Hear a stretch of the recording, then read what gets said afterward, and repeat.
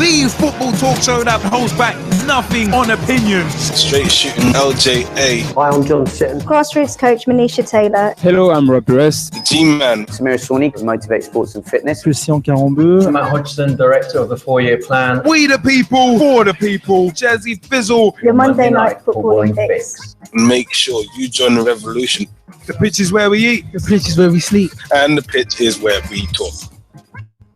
Each and every Monday night of your lives. At youtube.com/pitch talk. For podcast links and information, check out our official website, www.pitch-talk.com.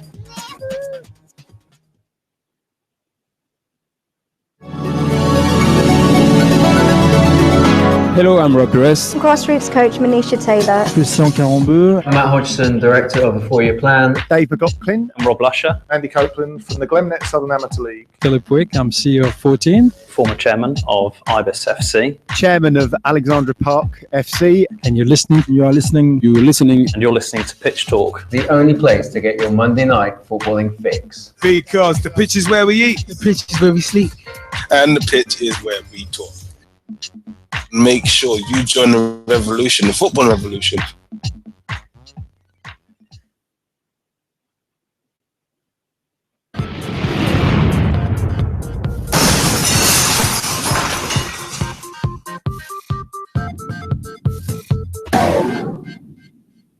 Hi, I'm John Sitton, and I'm here with Gavin, Liam and Gerald on Pitch Talk. The football talk show that pulls no punches and holds back nothing on opinions. Hello, I'm Rob Perez. My name is Christian Carambeu. I'm grassroots coach Manisha Taylor. Hi, I'm Matt Hodgson, director of the 4-year plan, and you're listening to Pitch Talk, the only place to get your Monday night footballing fix. Make sure you join the revolution. The pitch is where we eat. The pitch is where we sleep. And the pitch is where we talk. I'm Andy Copeland from the Glennet Southern Amateur League. Philip Wick, I'm CEO of 14. I'm Rob Lusher, former chairman of Ibis FC. I'm Sonley, co-founder and co-director of Motivate Sports and Fitness. And you're listening to Pitch Talk.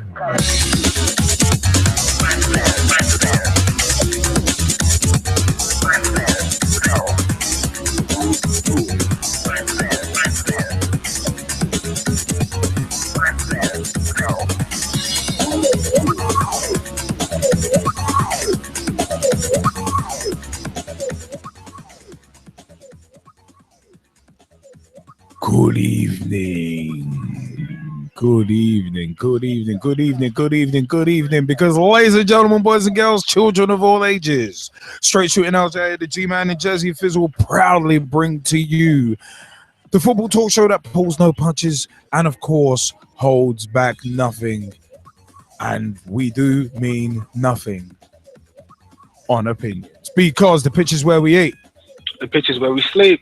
and of course, the pitch is where we talk. www.pitch-talk or pitch-talk, as some will say, .com is the official website. Find out about everything Pitch Talk right there. Also, facebook.com/Pitch Talk. Become a fan, become a friend, become a member of the group. It's one of them ones. Join the footballing revolution we are working so hard to create. pitchtalk.blogspot.com or .co.uk is where you can find blogs by yours truly, straight shooting LJA, the G-Man, Jazzy Fizzle, and many others, including Dave Meir, aka at Mearsey on Twitter as well, and his Word of a Ref blog. Also many other places you can find Pitch Talk, including youtube.com/Pitch Talk, which is where you can find Pitch Talk at the Cup Final series. You can find our Pitch Talk Meets interview series as well, and also Pitch Talk on the Road, our series profiling grassroots clubs and initiatives and stuff that's going on in the game. And our Cup Final series is one of them ones where we go out and meet you, the fans, at Cup Final. So it's one of them ones. There's FA Cup finals, men's and women's, as of last year as well. So it's one of them ones. There's the Capital One Cup finals, which too. So yeah, we've had a lot of fun there.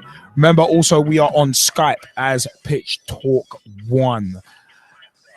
Pitch Talk one on Skype. We got a couple people in the house on Skype tonight. We got Brad Hicks, we got Mike Harniman, and we've got Russ Vernon thus far. We will be having others joining us later on as well. Speaking of the live show, which we are on right now, Pitch Talk Live, 07535 804 466 is the mobile number. 07535 804 466. Call us, text us, let us know your views. If you text in, remember to leave your name at the end of the text so we can shout you out, because it is we the people for the people. Not just tonight, not tonight, not any night, but every night. If anyone gets that OWR, the first OWR of the show, it'd be good. But it is one of them ones where for us it is we the people for the people. So we got blogs, we got YouTube videos, we've also got the podcast as well: iTunes, Mixcloud, Podomatic, Spreaker, and TuneIn Radio. Pick your poison in terms of where you grab our podcast from. I think every one of those now is either part of an app or has an app, so it's one of them ones. Have an happy time. I know, scripted ad-lib, pretty terrible. But iTunes, Mixcloud, Podomatic, Spreaker, and TuneIn Radio is where you can find our podcast as well. Also, we do leave the YouTube feed up as well. We're on YouTube right now, broadcasting live to you and yours, broadcasting live to the world. And whilst we are broadcasting live to you and yours and to the world, Jesse Fizzle, how's your week and weekend been? Week and weekend's been good, man. You know, I have to say, big shout out to my madre, man. Seriously, lady, I have loved you from the beginning of time. You know what I mean? And still love you. So, you know, thank you so much for absolutely everything. And yeah, it was great spending some quality time with you last week. Also want to say a big hello, big thank you to all of my family, man. Love my family. My family is great. Family first. Just love all you guys. You know, shout out to my auntie Barbara as well. She's making a trip over to, I believe, the States right now. Yeah, she's even on a jet plane. So I'm hoping that she has arrived safely. Be looking forward to hearing from her. You know what, as well? Big shout out to everybody down at Morris Fruits. Leanne, thank you so much for your hard work.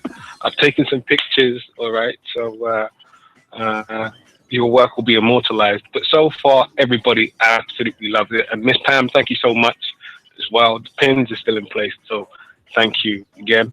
Lakin, my barber, man, hey, you did a fantastic job. Still looking fresh to death. All right? Thank you so much for that. And of course, you know what? To all the haters out there, thank you.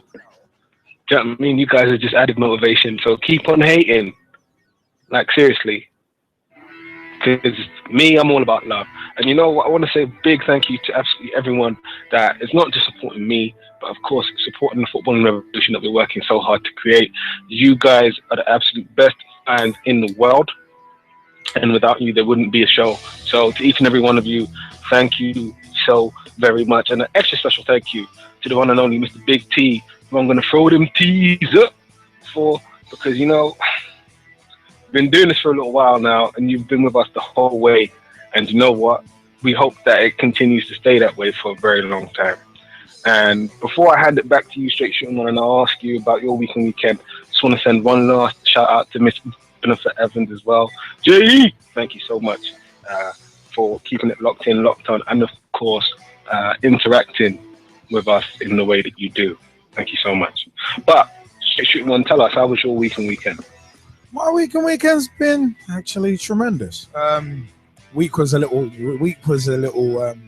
Hi, Shiloh. Shiloh. It was testing. I was just about to give that shout. You actually beat me to it. So you're gonna kill me knowing that you beat me to the shout. I know what it is, man. Couple round, I'm gonna strike one. But no, I know what it is, and I know she makes it do what it do. So it's all good. Terrible. You're gonna get me in trouble. No, but it was one of them. Week was a little testing for a couple of reasons. But no, it's more minor stuff rather than anything. There is that book, Don't Sweat the Small Stuff, so I don't. But no, it was one that was doing a bit of photography on Friday. So that was quite interesting. Pictures came out quite well. So yeah, big shout outs to those who made that happen. But yeah, the weekend was pretty good. Got obviously a good little run out for the Ibis Eagles fives again. More on that later.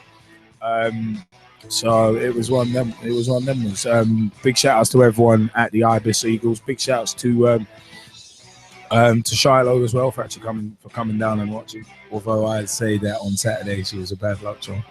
No, I'm kidding. Now that's a line that will get me in trouble.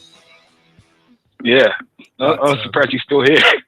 Oh Lord, I won't be for much longer if I keep going on with them kind of lines. But anyway, curveball right on strike one again. But no, it is one of them ones where it has been actually a really cool week and weekend. So. Did you say strike one again? Shouldn't that be strike two?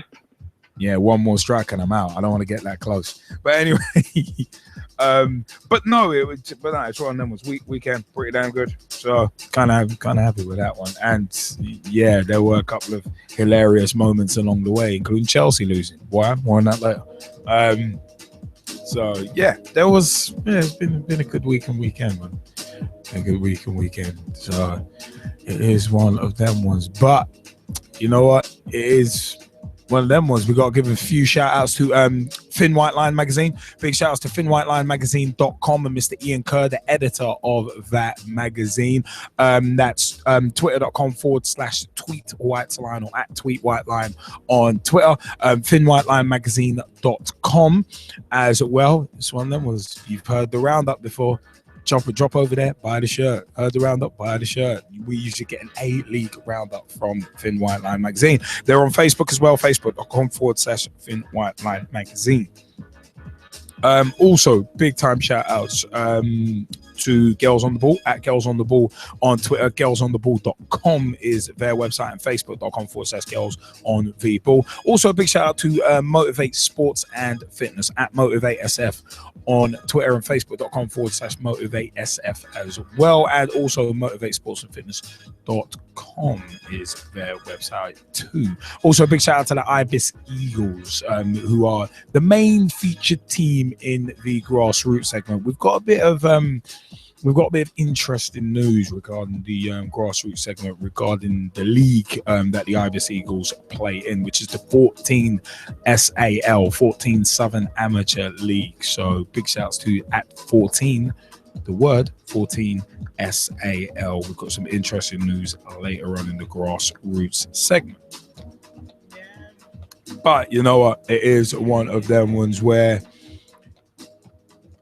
the Ibis Eagles, it's a case of ibiseaglesafc.co.uk is their official website. Find out more information and weekly roundups of what's going on there, as well as on our grassroots segment. But you know what? It is one of them ones where it is about that time for us to jump into the first segment of the show. And that segment is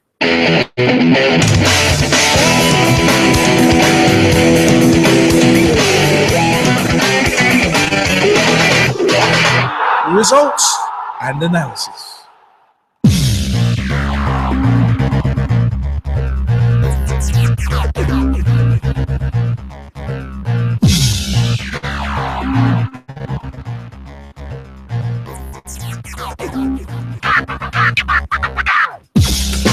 It's results and analyses.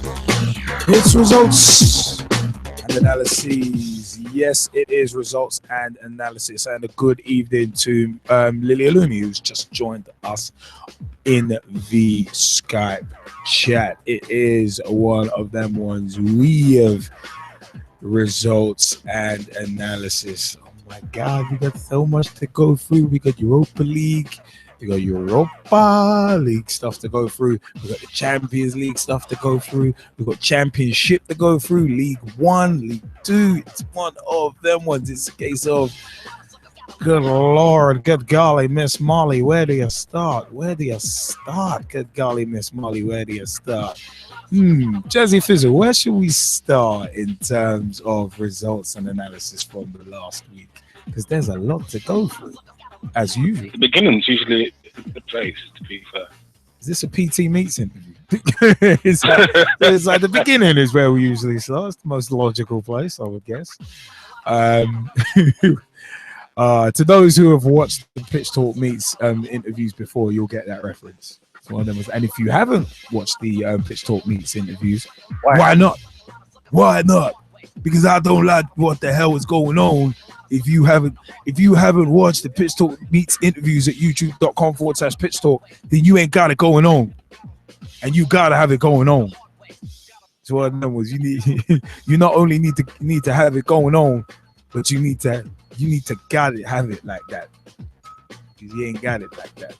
Anyway, it is one of them ones. Where we shall start is Tuesday, 20th of October 2015. That's where we are going to start. That's where we're going to start. In just a second. Just getting a little interference on the line, but yeah, Tuesday 20th of October 2015 is where we're going to start. UEFA Champions League Group E, Bate Borisov 0, Barcelona 2. The Bate boys going down to an Ivan Rakitic brace, 48 minutes and 64 minutes to be precise. Bayer Leverkusen 4, Roma 4. Hernandez with a penalty on 4 minutes, scored the second of his brace on 19 minutes. Daniele De Rossi on 29 minutes, he scored the second of his brace on 37. Pjanic scored on 54 and Falki scored on 73. Campbell scored on 84 and Mehmedi scored on 86. Group F, Arsenal 2, Bayern Munich 0. A result that the G-Man was very, very happy about. Our third co-host, the third point of the triangle, the third member of the greatest trifecta in football podcast history. It is one of them ones. The G-Man is still very happy about that, and deservedly so, because Arsenal 2, Bayern Munich 0. Olivier Giroud on 77 minutes, Mesut Ozil on 94 minutes, getting the second goal with the help of the extra official. That paid spectator, finally, his job was actually paying off. Been a while coming, but anyway, Dinamo Zagreb 0, Olympiacos 1. Brown a day on 79 minutes with the only goal in that game. You have Champions League Group G, Dinamo Kiev 0, Chelsea 0. Chelsea held out there in the Ukraine, so they're still third in that group, so still could drop out actually. FC Porto 2, Maccabi Tel Aviv 0. Abubakar scoring on 37 minutes and Brahimi scoring on 41 minutes. Champions League Group H, Valencia 2, Ghent 1. Feghouli on 15 minutes. Foket, F-O-K-E-T, Foket, yes, scoring on 40 minutes. I know some wrong is going to take that in the wrong way. Scoring on 40 minutes, and Mitrovic scoring an own goal on 72 minutes. St. Petersburg 3, Lyon 1. Zubia scoring on 2 minutes. Lacazette scoring on 49 minutes. But Hulk on 56 and Danny on 82 minutes, getting the other goals. Let's go into some more. Also, some results from the Football League as well. We're gonna take a little run at before we go on to Wednesday's Champions League games, and those results we are actually gonna start, of course, still staying on Tuesday 20th of October 2015. We're going to drop into the Championship. Brighton 2, Bristol City 1. Williams on 17 minutes. Sam Baldock on 53 minutes. Bobby Zamora with the winner on 82 minutes, continuing his recent renaissance of sorts. Cardiff 1, Middlesbrough 0. Friend with an own goal on 86 minutes. Speaking of Middlesbrough, big shout out to Ryan Sonley, by the way. Big shout out to his new venture, RS Media as well. Charlton 0, Preston 3. Gallagher on 2 minutes, scored again on 36 minutes, and Johnson on 62 minutes. Huddersfield 2, MK Dons 0. Naki Wells on 58 minutes, and Paterson on 95 minutes with the second goal in that. Hull City 3, Ipswich 0. Alex Bruce on 36 minutes. Chuba Akpom on 43 minutes, and David Myler on 58 minutes. Nottingham Forest 1, Burnley 1. Eric Lehigh with Forest goal on 73 minutes. Henry Lansbury was sent off on 75. And Matt Taylor scoring on 90 minutes for Burnley to level it up. QPR 0, Sheffield Wednesday 0. Rotherham 1, Reading 1. Nick Blackman on 26 minutes opening scoring, with Collins equalising on 48 minutes.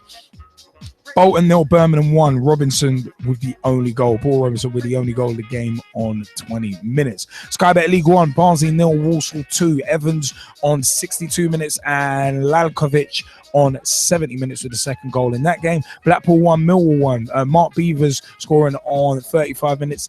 Edwards was sent off on 81 minutes, and Redshaw scored a penalty on 82 minutes. Bradford 2, Bury 1. McArdle on in first half stoppage time opening the scoring. A Brown own goal on 51 minutes, and Rose scoring on 94 minutes. Bury's consolation goal. Burton 0, Crew 0, Chesterfield 3, Southend 0. Ooh, big shout out to Tom Wood on this one, but unlucky. Lee Novak on 8 minutes. Sylvan Ebanks Blake on 37 minutes, and Ebanks Blake again on 62 minutes. Colchester 2, Port Vale 1. George Elokobi on 25 minutes. Daniel on 45 minutes. Equalising, and Marvin Sordell on 73 minutes, winning it for Colchester. Gillingham 2, Scunthorpe 1. Scott Laird opening the scoring on 53 minutes. Dickinson on 59. Wright was sent off on 81 minutes, and Lennon scored on 92 minutes, second half stoppage time. Peterborough 2, Wigan 3. Wildshut scoring on 11 minutes. Will Grigg scoring on 15 minutes. Oztuma scoring on 61 minutes. Koulibaly scoring on 81 minutes. Sorry, I love that name. My name is Koulibaly. Koulibaly. It's like Costello Pantiliman and Koulibaly. Just hoping for them to play against each other at one point. But the scorer of the final goal, winning it for Wigan, who else but Max Power, the man with the name you love to touch, but you mustn't touch. His name sounds good in Wigan's fans' ears, and when they hear it, they mustn't fear, 'cause he scored the winner against Peterborough. Some of these Simpsons scripted ad-libs, okay. Went down like a lead balloon, I'm guessing. Rochdale 0, Coventry 0 was the next result. Sheffield United 3, Fleetwood Town 0. Adams on the first minute scored again on 64, and Billy Sharp scored on 72 minutes. Shrewsbury 1, Doncaster 2. James Coppinger opening the scoring on 14 minutes. Knight Percival equalising for Shrewsbury on 27 minutes, and Anderson winning it for Doncaster on 87 minutes. Swindon 1, Oldham 2, and got kind of an interesting note in general talking points, potentially relating to Swindon, actually, and one of their fans in particular. But Swindon went down 2-1 to Oldham. Jones on 34 minutes, Ajose on 85 minutes, but Phyllis Kirk on 87 minutes. Sky Bet League 2, Accrington 3, Wimbledon 4. Key scoring on 5 and 10 minutes. Bullman scoring on 19 minutes, and Taylor scoring on 25 minutes to pull that back to 2-2 from 2-0 down. But McConville scored on 36 minutes for Accrington. Bullman scored again on 44 minutes to level it up again. But Taylor for Wimbledon scored the second of his brace and won the game. Bristol Rovers 0, Notts County 0. Big shout out to Big T as well, throwing them T's up as Jesse Fizzle did at the end of the show. We do it again because of Notts County, that it is one of them ones. Hartlepool 1, Barnet 1. Oates on 7 minutes. Hakeem Day on 64 minutes. Luton 1, Leighton Orient 1. Marriott on 33. Simpson on 47 minutes. Morecambe 3, Crawley 1. Ellison on 41 minutes. Miller on 65. Murphy on 84 for Crawley, their consolation goal. Mullin scored a penalty on 92. Northampton 3, Carlisle 2. Gilead scoring on 29 minutes. Open to scoring for Carlisle, but Calvert-Lewin in first half stoppage time. Hoskins on 47 minutes. Calvert-Lewin again on 63 minutes and Wyke on 92 minutes. Oxford 1, Plymouth 0. Sorry, Ryan. Sorry, Mr. Sonley. Another one of your sides went down. Circum with the goal on 32 minutes, winning that one. Portsmouth 1, Stevenage 1. Chaplin on 77 minutes opening scoring for Portsmouth, but Williams scoring on 94 minutes. 94. And I know Mike Harniman will jump in on that one in a bit. Wickham 0, Newport 2. Bean with an own goal on 62 minutes and Bowden on 89 minutes, giving Newport the win there. Big shout out to Ollie Wooden, who is co-chairman of the Ibis AFC Eagles and a Wickham fan as well. Yeovil Town 0, Mansfield Town 1. Lamb in, well, basically 90 plus 10 scoring in that one. A lot of stoppage time there. York 2, Dagenham Redbridge 2. Oliver on 14 minutes, Hemmings on 31, Jamie Curiton on 56, and Coulson on 79 minutes. Shifting on to Wednesday, 21st of October. Back to the Champions League. Group A, Malmo 1, Shakhtar Donetsk 0. Rosenberg, with the only goal of the game on 17 minutes. Paris Saint-Germain 0, Real Madrid 0. Basically a battle of the wallets there. But yeah, all square. Surprisingly, no goals. CSKA 1, Manchester United 1 in the result. I don't know whether Jersey Fizz will be too pleased, but at least it means United ain't out of the running yet. Doumbia opened the scoring on 15 minutes and Marshall scoring on 65 minutes to level that one up. VfL Wolfsburg 2, PSV Eindhoven 0. Dost on 46 minutes and Cruiser on 57 minutes. Champions League Group C, Atletico Madrid 4, Astana 0. Niguez on 23, Martinez on 29, Oliver on 63, and the Dechko on 89 minutes with an own goal. Galatasaray 2, Benfica 1. Gaitan scoring on 2 minutes. I don't know why, but I always feel like that grime artist, what's his name? D-double-E whenever I say Gaitan. Gaitan.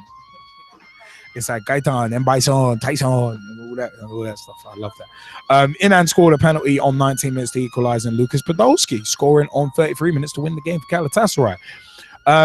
Group D, A, B, C, D. What group? Group D.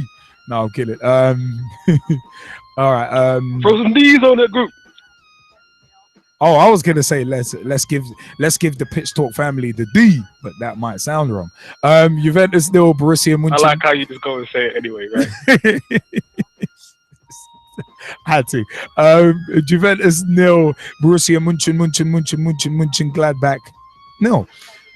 Manchester City 2, Sevilla 1. Conor Plianka on 30 minutes and a Rami own goal on 36 minutes scoring. Bonnie tried to claim it was a clear own goal. And Kevin De Bruyne in the 91st minute, stealing all 3 points for Manchester City. Sky Bet League 2, Exeter 1, Cambridge 0. Nichols with the only goal of the game on 9 minutes. Coming back up to the Sky Bet Championship, Blackburn 0, Blackburn Rovers 0, Derby County 0, Fulham 1, Leeds 1. Moussa Dembele on 23 minutes. And Wood with a penalty on 64 minutes. Wolves 0, Brentford 2. Jurichin on 17 minutes and Hoffman on 88 minutes, giving the Bees a good win away from home as well. Big shout out to Kieran Riley. Unlucky though. Moving on swiftly to Thursday with the selected Europa League results. Otherwise, we'll be here all night. Thursday, 22nd of October, 2015. In Group A, the Celtics group, Fenerbahce 1, Ajax 0. Viana Di Santana scoring on 89 minutes, the only goal in that game to give Fenerbahce the win. Molde 3, Celtic 1. Ole Gunnar Solskjaer had actually taken back over to have his second spell at Molde in the week as well. So Kamara on 11 minutes open the scoring, Foreign on 18 minutes scoring the second, Chris Commons on 55 minutes scoring Celtics consolation, and El Yunusi scoring on 56 minutes. Little bit of a side note in terms of Chris Commons, it's one of them was he was not happy at getting substituted, but he did actually subsequently apologize for that. So for his reaction. So it's one of them ones. You might have seen us tweeting about that on social media. UEFA Europa League Group B, Bordeaux 0, FC Sean 1, Lacroix scoring on 21 minutes, the only goal of that game, and Kaziri scoring on sent off on 86 minutes. Liverpool 1, Rubin Kazan 1. Devic opening the scoring on 15 minutes after, it must be said, very sloppy, very sloppy defended by Liverpool, but Kuzmin was sent off on 36 minutes after originally being booked on 19 minutes, and Emre Can, good goal. It's one of them was nicking it pretty much right on the line actually. After Divock Origi won the original header, scoring on 37 minutes to level it up. It was one of them ones, another case of us not putting away our chances. Also, big shout out to Jono, aka Jonathan Lees, co-chairman at Ibis Eagles AFC, who is a Copite as well. Yeah, it is one of them. It is one of them ones where, yeah, as I said, yeah, just not putting away chances. Benteke hit the post as well in that one, so it is one of them ones. But moving on to Group J, Monaco 1, FK Karabag 0. Traore on 70 minutes with the only goal of the game. Anderlecht 2, Tottenham 1. Christian Eriksen opened the scoring on 4 minutes, but Gillet scored on 13 minutes and Okaka scored on 75 minutes. If you want sloppy defending, look at the goals that Tottenham conceded. Ooh, they showed that bounce back ability on the weekend, which we'll come back on to in a second. But Friday, 23rd of October 2015, Sky Bet Championship, Rotherham 1, Sheffield Wednesday 2. Santos Chow scoring on 46 minutes. Forestieri scoring on 50 minutes to give Sheffield Wednesday a 2-0 lead. But Thorpe scored on 95 minutes to give Rotherham a consolation goal. Now, sticking on these results from the week just for a second, Jesse Fizzle, you want to jump in on the Champions League and also the Football League results before we move on to the weekend?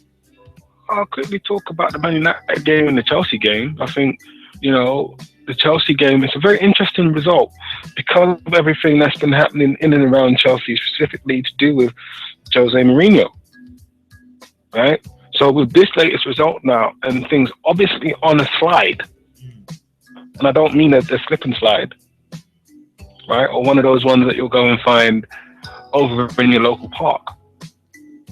Things are on an obvious downward path here. I thought you were going to say a downward spiral like Edge's old finisher. No. That was far too tempting for a very easy LWR. So no, I wasn't going to go there. But no, it just seems to me that right about now, there are a lot of things just not working for Jose Mourinho and Chelsea, and there are a lot of knee-jerk reaction being reported out in the media, being suggested by fans as well, right? And the thing is, it's like, when you've been good for such a long time, there is going to be a point, right, irrespective of what you do, where you're going to be tested, right? And this is a very testing time for Jose Mourinho and that squad. It really is that simple, but in terms of, do I think, should they get rid of Jose Mourinho? No. I think he actually put it best himself when he said, if they get rid of him, they're getting rid of one of the best managers they've ever had, if not the best, which is true, right? I think when you look at everything else that he's achieved, not, just in football full stop, but with Chelsea, just his, 2 stints with Chelsea, he deserves more time. It's as simple as that. Now, in regards to Manchester United, you had a game of 2 halves, literally, for Anthony Martial. I thought he was quite unfortunate with the handball, in the sense of, as Louis van Gaal pointed out, it was a stupid mistake. It was, but, at the same time, he popped up with the goal. You know what I mean? So for all the people that's out there saying, but is he worth 53 million or whatever it is that the deal goes up to? Yes. In a word, yes. right? Because if he's able to do that by himself, while the other supposed main man, Wayne Rooney, apart from one opportunity where, let's be honest, he put it right at the keeper, is looking pedestrian, he's really the main threat going forward. Yeah, especially as Rooney's recent stats are actually pretty poor. This is it, right? And he's being shunted out wide on the left. And even though he's being shunted out wide on the left, he's still doing a pretty good job, especially defensively. So I'm not really sure what more the fans want. Now, were Manchester United unlucky not to have got a second goal? In my opinion, yes, they were. But over the course of the 90 minutes, were they good enough to get 2 goals? Honestly, no, they weren't. So for me, it was a deserved result. Now, do I hope that the team can build on that to then progress? Absolutely. Absolutely. But we'll say this about the Arsenal result, though. As much as we talk about the paid bystanders, right, behind the goal, what was interesting for me was that no one saw that it was handball. Right? And then, of course, we had the second goal where it was like, did it go over, did it not go over? And I thought, yeah, that was a very good decision. Yeah, they got that. They got that one absolutely spot on. There was also one in the West Ham Chelsea match, which we'll come into later as well. But I felt that arguably the first goal should have been talked off for a handball. Now, in me saying that, I do want to place this caveat, right, which is in real time, irrespective of whether you're behind the goal or you're the linesman or you're the referee, with all of those bodies in the box, right, and everything moving as fast as it is moving in real time, it's very difficult to see that. Oh, of course. Very difficult. So as much as I'm, castigating them for getting the decision wrong, I'm also saying, look, in real time, it was really difficult. I only spotted that on like the third or fourth replay. It was a handball. Me personally. So, it's understandable how they could get that one wrong. In terms of handballs, though, I thought Bayern should have had a penalty in the first half. Yeah. Little bit of a question. They should have had a penalty. Yeah, a little bit of a question. I'll save the rest of my views for when we come on to the weekend's games. Yeah, no, I hear that. I mean, Russ Vernon, you wanted to jump in on some of the Football League results during the week. Yes, because first and foremost, I'm going to flag on to from against Leeds. Last Tuesday evening, I just want to say a big, first and foremost, an apology to you guys at Pitch Talks. I was going to do a report from the Rotherham game, which I went to against Reading, but unfortunately last Wednesday I was taken ill with a chest infection, but I'm much better now. The ultimate game of Rotherham last Tuesday was a fantastic game. I thought Rotherham could have won it in the second half, then the amount of possession and chances that they created. The Brandon scored a fantastic goal. One ball forward from Oliver Norwood, and Brandon last on and scored right in front of me, which meant on the highlights on Rotherham's YouTube and also on the FLT from Saturday when they showed the Reading goal, that he actually spotted me on the highlights. As I say, good. Then there's Rotherham's goal was a fantastic striker's finish for me from their standing captain Danny Collins, who's standing in for the injured Lee Fretland in those moments away from coming back from injury, according to new manager Neil Redfern.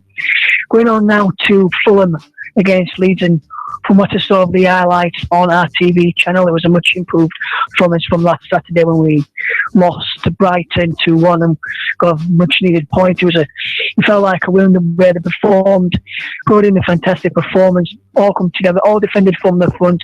You see them in his first game in charge, and for me, we could have won that. We've had chances to win it. If it wasn't for Joe Lewis in the Fulham goal, Leeds would have won the game. It was a fantastic goalkeeping display from the all-known Cardiff City man in the Fulham goal, and he kept Fulham in the game against Leeds. Also going on to Rotherham United now against Sheffield Wednesday, which you've mentioned therefore. Based on the second half performance in that game, Liam, Sheffield Wednesday deserved all 3 points in the game. Rotherham, first off, it was even, no real clear-cut chances. Best chance in the first half was that Barry Bannon header over the bar. And then in the second half, moments after coming out, Rotherham couldn't defend well and just played out to Lucas Jow, and then first Thierry scored to make it 2 in quick succession. And then in the 95th minute, as you've said. Tom Thorpe, who has just been recalled back into the side, his first game back in front since the start of the season was against Reading. Started again in midfield where he played on Tuesday, was scored a goal at the right moment to the right place for Rotherham to get the goal back. I was speaking to Les Payne at Rotherham against Reading last week, and they were telling me, Liam, that Tom Thorpe almost went to Barnsley, but Rotherham came in the last minute and nicked him. And I think for me, what I saw on Tuesday, what I saw on Friday from Tom Thorpe in the game that I've seen him play, because I played at the beginning of the season, he, in that defensive midfield role where he's playing at the moment, that's his best position. Mopping up in the back four and playing in the defensive midfield role and going forward and supporting, getting on the end of the free kicks, which are for him to equal to a goal back. So I think if Rotherham play like they did second half against Reading and first half against Sheffield Wednesday for the remainder of the season, there's still no doubt. But if we need to cut our defensive shakiness on the goal, which cost them the 3 points against Sheffield Wednesday, in my opinion, Liam. Interesting. I mean, it's one of them ones. I mean, I know that also Mike Harniman, you wanted to come in on the week's games as well. Do you want to take your views on the Football League games first before coming on to the Champions League? Mike, you there? Oh, all right. Might have to come back to him. Yeah, Lily Lumi, welcome to the show, by the way. And also, hello. Did you want to jump in terms of the week's Football League games as well? Do you agree with Russ's views? And do you want to? I totally agree when he says that we should have won at Fulham. I totally agree with him there. But going to the weekend when we drew 1-1. But we'll come back to the weekend in a minute because we haven't gone through those yet. But in terms of the week's results, what did you reckon in the Football League? I reckoned it was all right. I was quite happy with the point for Steve Evans' first game in charge. Just slightly worries me that we need a few more players. Whether Chelina will give him the go-ahead to get any more, I have no idea. I mean, see, this is the whole thing that we were talking about last week in terms of Chelino. I mean, it's one of them ones. It's just so up in the air at the moment. It's just so up in the air, and I don't even know who's actually running the club. Obviously he's banned. I have no idea who's actually running the club. So there you go. Yeah, I mean, it's not good. I give it that. I mean, we've also got Brad Hicks in the Skype chat. Let us know your views on the week's Football League games and the Champions League games in the Skype chat as well. But I mean, it is one of them ones. You know what? Let's move on in terms of the weekends. In terms of the weekend's games, seeing as Lily Alumi has already given us kind of a segue in, let's jump straight in to the Championship, the Sky Bet Championship. Blackburn Rovers 0, Burnley 1. Scott Arfield with the only goal of the game on 63 minutes. Fulham 4, Reading 2. A good week for Fulham, to be honest. Dominguez Piazon on 13 minutes and Orlando Sarr on 49 minutes had Reading 2-0 up. But Fulham hit back and scored 4. Ross McCormack on 50. Dembele on 54. Kaciniglic on 56. And Dembele again on 74. So, boy, it's one of them ones. Scoring 3 goals in the space of 6 minutes. You rarely see that happen. I remember a Champions League final where that happened. Istanbul. Anyway, but Bolton 1, Bolton Wanderers 1, Leeds United 1. Amiobi on 32 minutes and Antonucci equalised with a penalty on 71 minutes. Guano was sent off on 71 minutes. Brighton 0, Preston 0, Charlton 0, Brentford 3. Another quite heavy defeat for Charlton, twice in a week. Swift opened the scoring swiftly on 26 minutes, with Alan Judge scoring on 55 minutes and Vibe scoring on 86 minutes for the Bees. Two good wins in a week. Huddersfield 1, Derby 2. Martin on 15 minutes, Bunn on 31 minutes, and Thorne on 48 minutes, giving Derby County the win. Hull City 2, Birmingham 0. Hull showing that bounce back Love it.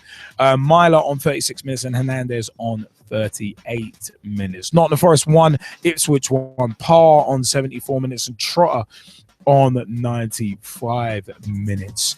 QPR 3, MK Dons 0. J. Emmanuel Thomas on 70 minutes. Matt Phillips on 78 minutes. Junior Hoylett on 88 minutes. Wolves 1, Middlesbrough 3. Middlesbrough bouncing back. Wolves, another defeat. So on them was David Edwards on 22 minutes. Fabrini equalising on 71 minutes. Grant Ledbetter scoring a penalty on 82 minutes. And Stuart Downing scoring on 92 minutes. So we know Ryan Sonley will be happy at the bounce back ability.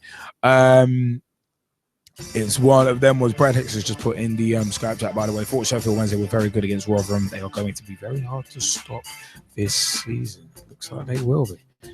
Very much looks like they will be. But Sky Bet League 1, Sheffield United, the other side of Sheffield. Sheffield United 1, Millwall 2. That was the only segue we had there. O'Brien on 3 minutes. Jose Baxter on 70 minutes equalising, but O'Brien scoring again on 80 minutes. Barnsley 0, Fleetwood 1. Proctor on 29 minutes with the only goal in that game. Blackpool 2, Crewe Alexandra 0, and White on 64 minutes and Redshaw on 87 minutes, giving Blackpool a win. Bradford 1, Wigan 1, Jacobs on 52 minutes, and James Hansen on 63 minutes, equalising. Big shout out to an ex-Ibis FC teammate of mine, and that's Will Hainsworth, whose birthday I think might have been today, actually. But yeah, it's one of them. Big shout outs to him. Burton 2, Port Vale 0. Ikpeazu was sent off on 26 minutes after originally being booked on 20 minutes. Weir was sent off on 80 minutes. Naylor scored on 84 minutes, and El Kayati scored on 90 minutes as Burton ran out 2 winners against Port Vale. Chesterfield 0, Scunthorpe 3. Jones was sent off for Chesterfield on 55 minutes. Paddy Madden scored a penalty on 56. Gary McSheffrey scored on 63 minutes, and Paddy Madden scored again on 78 minutes. Colchester 4, Walsall 4. Sawyers on 11 minutes. Lalkovic on 30 minutes gave Walsall a 2-0 lead. But they surrendered that because Moncur scored on 49 minutes. Marvin Sordell scored on 52 minutes. But Evans scored for Walsall to put them 3-2 up. But then Colchester brought it back to 3-3 with Garvan on 60 minutes. And Ambrose, they took the lead. Colchester took the lead for the first time in the match on 80 minutes. But O'Connor scored on 91 minutes to pull it back for Walsall. Now, if you're a Walsall fan, if you're a Walsall player, you would be fuming to lose that one. But speaking of not losing, Gillingham 1, Southend 1. McLaughlin on 11 minutes for Southend. Big shout out to Tom Wood, by the way. And Loft equalising on 89 minutes. Peterborough 4, Doncaster 0. Zakuani scoring on 9 minutes, the opening goal of the game. Ostuma scoring on 36 minutes. Elder scoring on 46. Yeah, 36-46, and then Washington scoring on 73 minutes. Rochdale 0, Oldham 0, Shrewsbury 2, Bury 0. Kai scoring on 28 minutes. It's another great name. And Agogo scoring on 73 minutes. Kai, Agogo, man. Oh yeah, Agogo, Kai. What are you doing? Anyway, sorry, couldn't help that one. Screwed to that lip. But it is one of them. On Swindon 2, Coventry 2, Vincelot scoring on 62 minutes, Tudgay scoring on 81 minutes, Gladwin scoring on 85 minutes, and Jose scoring a penalty on 92 minutes. It's one of them ones. There may be a little bit of turmoil at Swindon, but it is one of them ones where the results are not too bad at the moment. At least in the last 2 games anyway. Sky Bet League 2, Accrington 3, Dagenham and Redbridge 1. Cornelie scoring on 2 minutes, Pearson on 45 plus 3, and Windass on 49, and Naira Nosworthy scoring on 62 minutes. Dagenham and Redbridge's consolation goal. Bristol Rovers 1, Newport 4. Parks with an own goal opening scoring for Newport on 13 minutes. Bowden scoring on 15 minutes. Answer scored on 52, scored again on 57, and O'Sullivan scored on 75 minutes. Exeter 1, Notts County 1. Nichols on 20 minutes. Noble equalising on 31 minutes. Big shout outs to Big T and his Notts County there. Hartlepool 1, Crawley 2. Harrison sent off on 65 minutes. Walton scored a penalty for Crawley on 66. Murphy scored on 76. Billy Painter scored on 80 minutes, but that was only consolation for Hartlepool in the end. Luton 1, Plymouth 2. McHugh on 17 minutes. McCoy equalised for Luton on 76. And Brunt scored on 95 minutes. Hall was sent off for Luton, booked on 83, sent off on 84. Well done. Morecambe 0, Leyton Orient 1. Payne on 28 minutes with the only goal of the game. Northampton 2, Stevenage 1. Schumacher on 24 minutes with the opening goal of the game, but Calvert-Lewin equalised on 49 minutes and Potter scored on 62. Oxford United 2, Barnet 3, Circum on 14 minutes, Weston on 26, Akinde on 29, Clark on 31, and Circum scored again on 40 minutes, but it wasn't enough for Oxford United to get anything out of that game. Portsmouth 0, Mansfield 0, Wickham 1, Carlisle 1. Joyce sent off on 24 minutes. 48 minutes, Archibald Henville scored for Carlisle to open the scoring, 10-man Carlisle, but 10-man Carlisle succumbed to Hayes on 90 minutes, who got Wickham's equaliser. Yeovil 2, Cambridge 3, Gaffney on 4 minutes, Gaffney again on 26 minutes, Berry on 35 minutes, Bird scored on 44 minutes, and Sheehan scored on 79 minutes, but Yeovil still could only score twice. York 1, Wimbledon 3, Aziz on 15, Oliver equalising on 60 minutes for York, Taylor for Wimbledon on 65, and Elliott for Wimbledon on 85. Shifting and moving and grooving on into the Premier League from Saturday, October 24th, 2015. Aston Villa 1, Swansea 2. Jordan Ayew on 62 minutes. Nice little header, actually. But Gylfi scoring on 62 minutes. But Gylfi Sigurdsson, boy, once again from range, scoring on 68 minutes. But Andre Ayew, the brother of Jordan Ayew, scoring on 87 minutes. And this was another match that ended up costing someone his job. Why? More on that later. More on that in general talking points. Leicester 1, Crystal Palace 0. Definitely a result that Mr. Brad Hicks will be happy about. He'll be very happy about that. And it's one of them ones. Once again, the match winner, Jamie Vardy, on 59 minutes. Good goal as well. One of them ones. The little dink over the goalkeeper. And then the finish, because he could have messed it up a couple of times. But as Jazzy Fizzle would say, the man of the moment at the minute of the hour, I think is the line. Jazzy, correct me if I'm wrong. Is that the line? I didn't go as far as the hour, but okay. Well, I think you need to. I say it's the man of the moment, of the minute, of the hour, of the day. Scripted ad libs. Scripted ad libs. Jazzy Fizzle. Oh, I love it. Norwich 0, West Brom 1 is the next result. Rondon with a good finish, actually, on 46 minutes, the only goal of that game. Stoke 0, Watford 2. Troy Deeney on 43 minutes with a legit goal of the week contender, it must be said. Same with Gylfi Sigurdsson, goal of the week contender. Stuff of the week is later on in the show. But a legit goal of the week contender from Troy Deeney, not only for Deeney's part in it and his finish, but the build-up to it. I think it was Abdi's little turn. That little turn was mad. Abdi ended up scoring on 69 minutes as well. Was it Abdi? No, I don't think it was Abdi's turn. There was a. Are you sure? Because I think it was Abdi's turn. He was in the box. He couldn't get the shot off. I think it was. Deeney at the corner of his eye. I think Mike Harniman's got it right, and it was Igalo. It was Igalo's little drag back he did. It was like, oi, and then he ended up laying it off to Deeney, and Deeney showing such composure. Really, really good finish, actually. Really good finish. Great finish. Will that be anyone's goal of the week? Stuff of the week later on in the show. Speaking of stuff of the week and that kind of way, West Ham 2, Chelsea 1.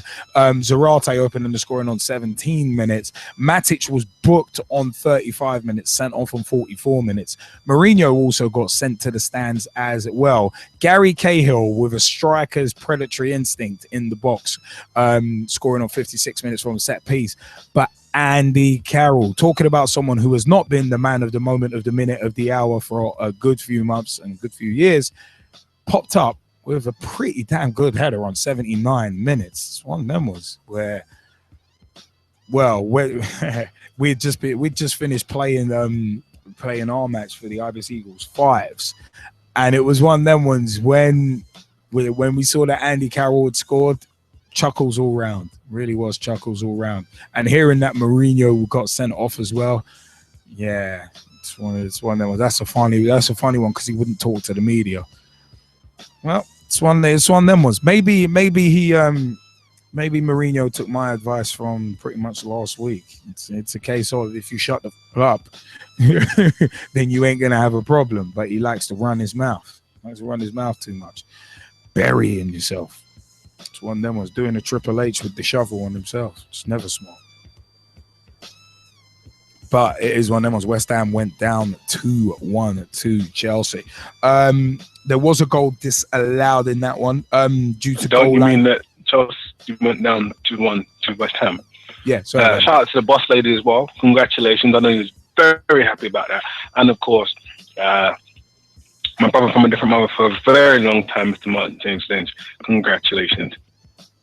Was one of them ones where it's like the defending was woeful, especially on that Zarate goal.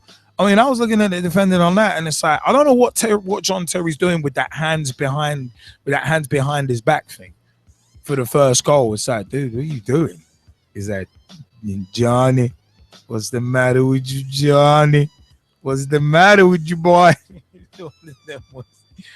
Oh, Johnny Terry. He's one of them ones. But no, it was one of them where Chelsea looked like they deserved to be beaten as well. Not that Mourinho would ever tell anyone that, because he don't like to point the guns inwards. But anyway, it is one of them ones. West Ham beating Chelsea, and you know what? Hey, West Ham have been somewhat giant killers this season. Smacked it. Arsenal 2, Everton 1 in the late game, and a big shout out to the G-Man as well on this one. Arsenal 2, Everton 1, Olivier Giroud on 36 minutes, Koscielny on 38 minutes, Ross Barkley with a quality finish, albeit deflected on 44 minutes, and Gareth Barry was sent off on 94 minutes. Olivier Giroud is one of them ones, always takes about 4 chances before he scores. But yeah, at least he does score. But Sunday, 25th October 2015, Tyne-Wear derby, and it was a very interesting one at that. Colaccini was sent off in first half stoppage time as Sunderland won 3-0 against Newcastle. We're going to come back to that sending off in a second. Adam Johnson scored the resulting penalty in first half stoppage time. Jones on 65 minutes scoring the second goal, but Fletcher with the pick of the bunch on 86 minutes. Lovely volley. Very controlled, and it is one of them. Newcastle had their chances, had a penalty appeal that didn't go their way, but McLaren, like I tweeted out off at SSLJA, can you follow? It's one of them ones. I was like, McLaren's bang in trouble after that. But we actually did tweet out earlier that the Sunderland and Newcastle fans, Northumbria police were actually congratulating them on good behaviour. So it's really good to see that kind of thing. It's actually really, really good to see that. But yeah, we're going to come back to that Colaccini thing in a minute. But Bournemouth 1, Tottenham 5. Richie opening the scoring after a minute, and that was nuts. But Kane scored a penalty on 9 minutes. Stonewall pen. Kane scored a penalty on 9 minutes. Yeah, we've heard that thing about the PA announcer apparently swearing. And it is one of them ones. Bournemouth have opened an investigation into that, which is all there is to say about that, really. Kane opened the scoring on 9 minutes. Dembele on 17 minutes. Lamela on 29. Kane on 56. And Kane on 63 as well. Man United 0, Man City 0. A game that took about 84 minutes for Manchester United to have a shot on target at home. Yeah, it's one of them ones. And some people had the nerve to say, oh, could this potentially be a title decider? Morons. Anyway, talking of dollars dishwater in terms of a so-called Super Sunday, kind of almost 3 hours of my life that I'm never getting back, because Liverpool won, Southampton won. Real slow burner of a game, to be perfectly frank. Benteke's header on 77 minutes, quality. You might have seen me tweeting about it. But yeah, quality header. But Sadio Mane, it's one of them ones. Mane's goal, the defending, no one picked him up on the back post, and he scored on 86 minutes to equalize. And then he goes and gets himself sent off in second half stoppage time. 91 minutes he was booked. 3 minutes later, he goes himself sent off. He was as stupid as Nemanja Matic. Like, literally on a yellow card, and you do more stupidness. Just as stupid as Dwight Gale last week. And yeah, it's one of them ones. It is what the hell it is. So, it's one of them ones. We've got Sadio Mane stupidly getting himself sent off for 2 bookables. Nemanja Matic, same thing. 2 stupid bookings to take. Fabrizio Colaccini, I think, was very unlucky to get sent off. And we've actually just been discussing this over the past hour or so on Twitter with at MalFuriousP on Twitter, and big shout out to him. It's a case of that.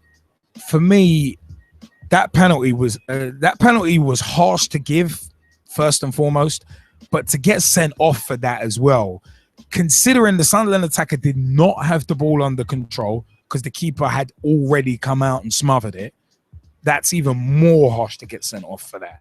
So the fact that Newcastle have actually appealed it today, as soon as I saw it in real time and then saw the replay of it, I was like, yeah, Newcastle need to appeal that. They need to appeal that, because that is an awful decision. Allardyce is calling for the rules to be changed on that as well. In terms of, if you give away a penalty, is that punishment enough?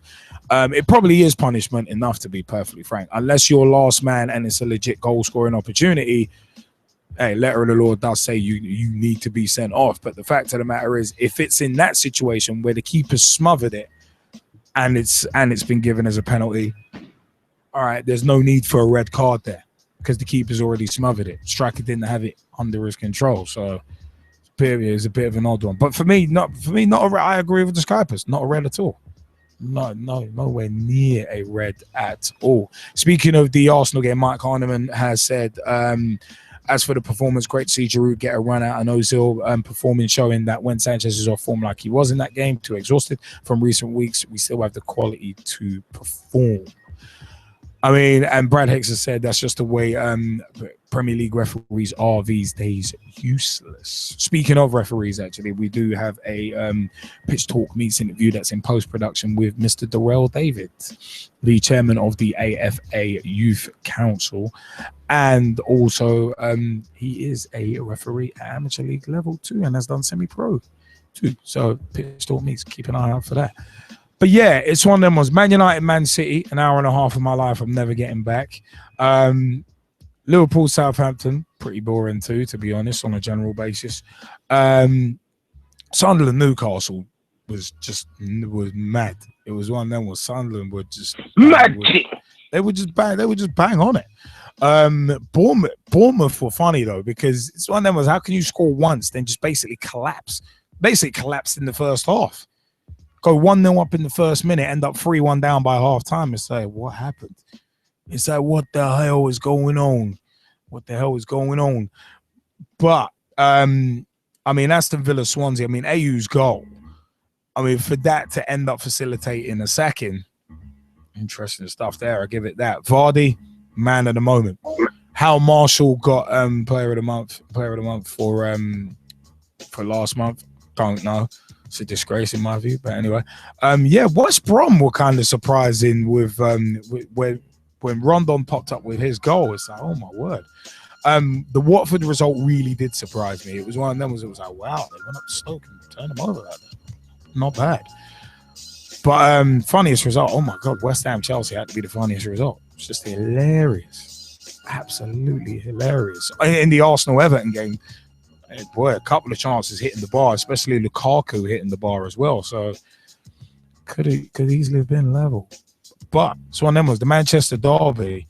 The first half, The first half was just terribly boring, and in the second half, I was expecting blood and thunder. We got none of it.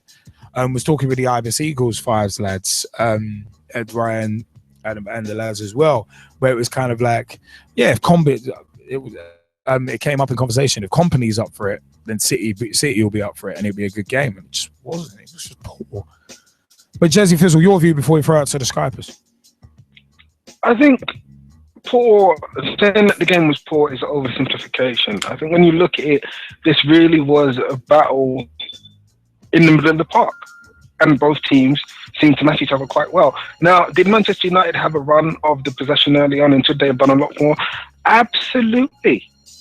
But when you look at it, right, and I look at this game in comparison to the Arsenal game, where essentially it was over after 20 minutes. Right?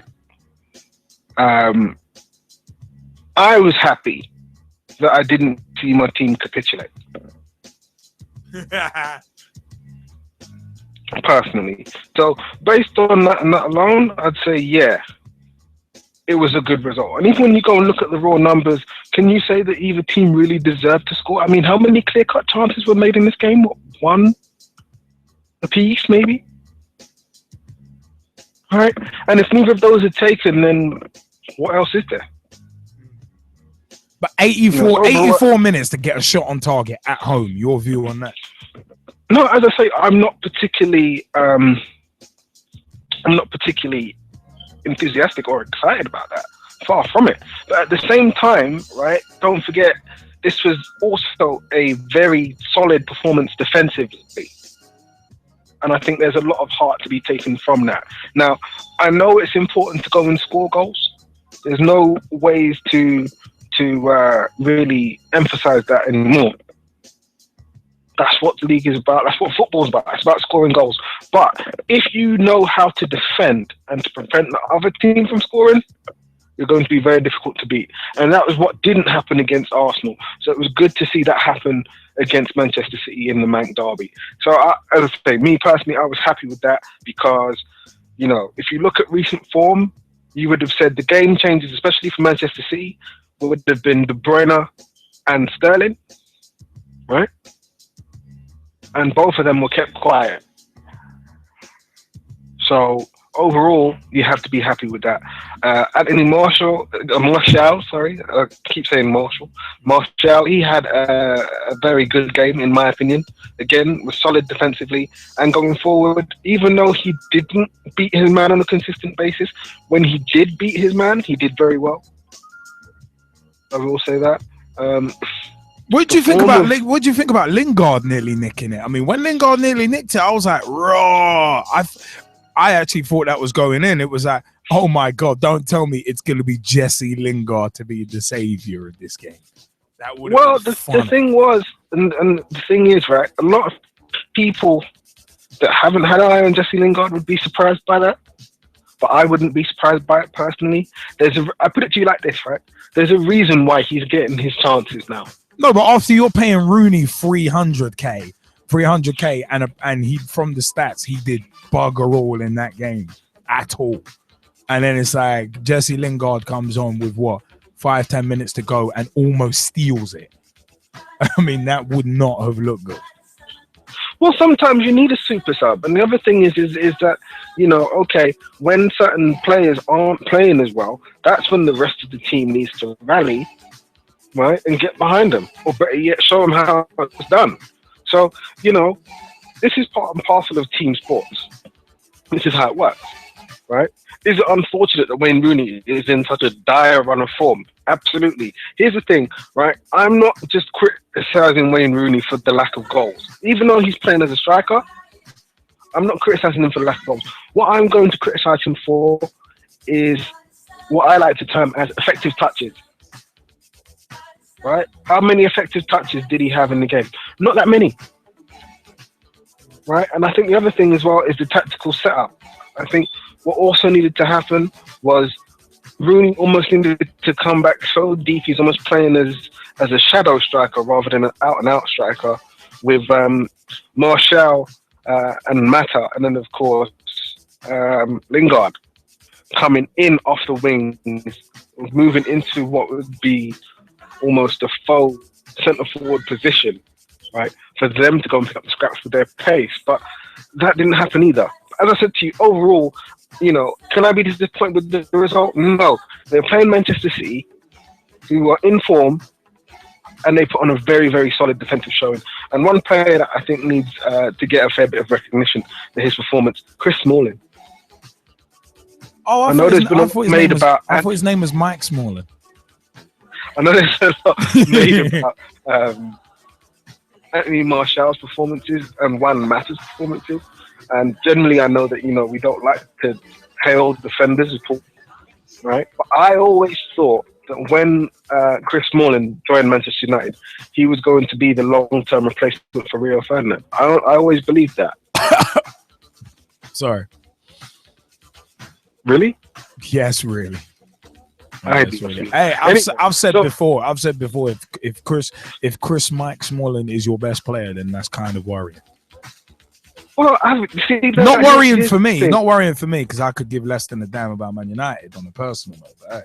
As I say to you, right, when you look at his form, you know, saying that he's one of Manchester United's best players isn't far-fetched. It's not wrong at all. I think even Gary Pallister had come out and said, yeah, you know, we have to look at making him, you know, vice-captain, if not captain, because right about now he's leading by example, which is one of the things that you yourself happen to go and promote. Right? So if he's doing that and playing well, listen, I'm not going to bubble over that. So overall, happy that the team didn't go and lose that game. By the way, Raheem Sterling, the £50 million boy, it must be said, he was one of them ones. He was, oh bloody hell, he was non-existent. And it's these kind of games that you want him to flourish in. So it's kind of like... No, I do agree with you. He was kept in a pocket and not allowed out. That's what happened to him. You're grounded, soccer. No, literally. So I think some of the other weekends results though. What do you reckon before we throw out to the Skyfers? I thought West Ham's win was absolutely fantastic. I did. I was in the barbershop at the time. Lathan had the cutthroat razor against my throat, oddly enough, sorting out the beard. And I thought it was going to be one of them. If Chelsea lose, you done, boy. No. He's actually an Arsenal man, so you know it's all right. But yeah, I thought it was fantastic. Everybody in the barbershop was so happy. Right? I couldn't see so many people celebrating the fact that Chelsea were losing, and then of course, and Andy Carroll scored. That was actually huge. Needless to say, I was a bit like, right, let me just move away from the blade. But yeah, I thought it was a fantastic result. West Ham played really, really well. And like you said, in the big games, West Ham are performing. What's really interesting, though, is that perhaps when you look at it in comparison, against teams that are in and around them, they don't seem to do as well. In the games where, you know, arguably on paper, on form, you're not expecting them to play as well as they do, they knock it out of the park. So I'm not entirely sure what Slaven Bilic has done, but whatever he's done, it is working. And he's been more than worth the money this season already. In my opinion. In terms of Bournemouth, I have to agree with you, but I'd also say this. I also think that the nature of some of the injuries that the players have had plays a big effect just mentally on the team. I think that's a part of it as well. Aston, Tottenham, you know, well done to them. They showed that bounce back ability, as we say, and they got the result that they needed. So well done to them. In terms of Swansea and Aston Villa, absolutely loved that game. Thought that game was fantastic. All about them RU boys, and the older brother got the 3 points in the victory. And as he pointed out in the post-match interview, they're now 1-1 in the games where they play head-to-head. So, yeah, I think that's happy. Yeah, no, I hear that. I mean, You know, Russ Vernon, did you want to jump in on the weekend's games quickly before we have a couple of the other Skypers too? And by the way, big welcome to Mr. Deryll David as well. Yes, I did, Liam. And first and foremost, I just want to say, starting off with the Leeds United game, I just want to say, I thought where we played it on Wednesday, which I've already mentioned against Fulham, it was a couple of steps backwards. We didn't press hard enough. I think Steve actually said after the game, Steve Evans, I was disappointed with the way we didn't defend from the front like we did against Fulham. We didn't set off as well as we could do. We gifted Bolton a goal. I'm just hoping he's got a goalkeeper lined up for Thursday night when we take on Blackburn live on Skype, Steve Evans, because Marco Silvestri cost us a number of points on a number of games this season, especially the game against Blackburn. No, Blackburn, I mean Bolton, because leading up to the Bolton goal, which Sherwood scored from, making his Bolton debut after coming on for the injured Guy Medine, the ball came into the penalty area for a cross. He could have caught it.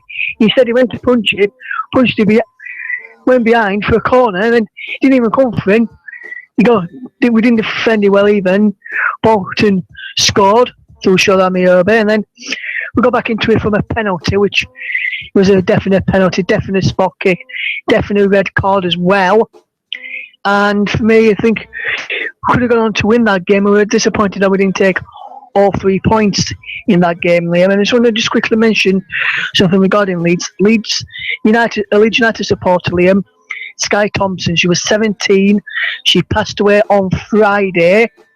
Her organ donation has saved 4 other lives. And I just want to say to any Leeds fan out there and Blackburn fan who's going to the game this weekend, please, this Thursday, by the way, please, on the 17th minute, please be upstanding and give a round of applause, a minute's applause, which is what her family want to do on the 17th minute at Ellen Road, as she was 17 when she died this past Friday. Sky Thompson, Leeds United supporter, she was a season ticket holder for many, many years, and will now be missed by all of her family and all of the Leeds United friends at the club.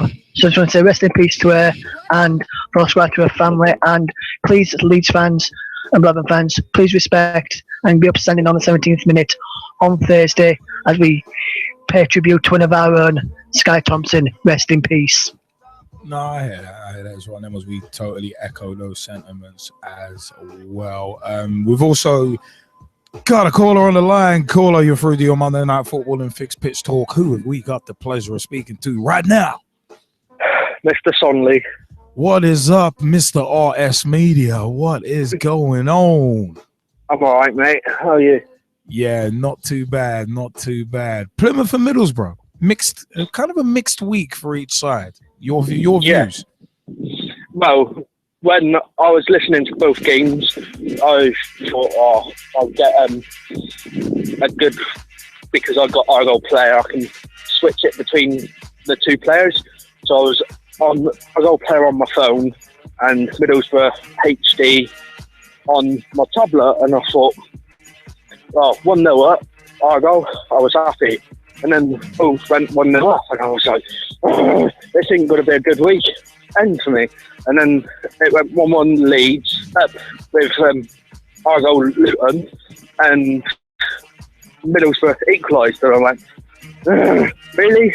Because I wanted 3 points for both teams.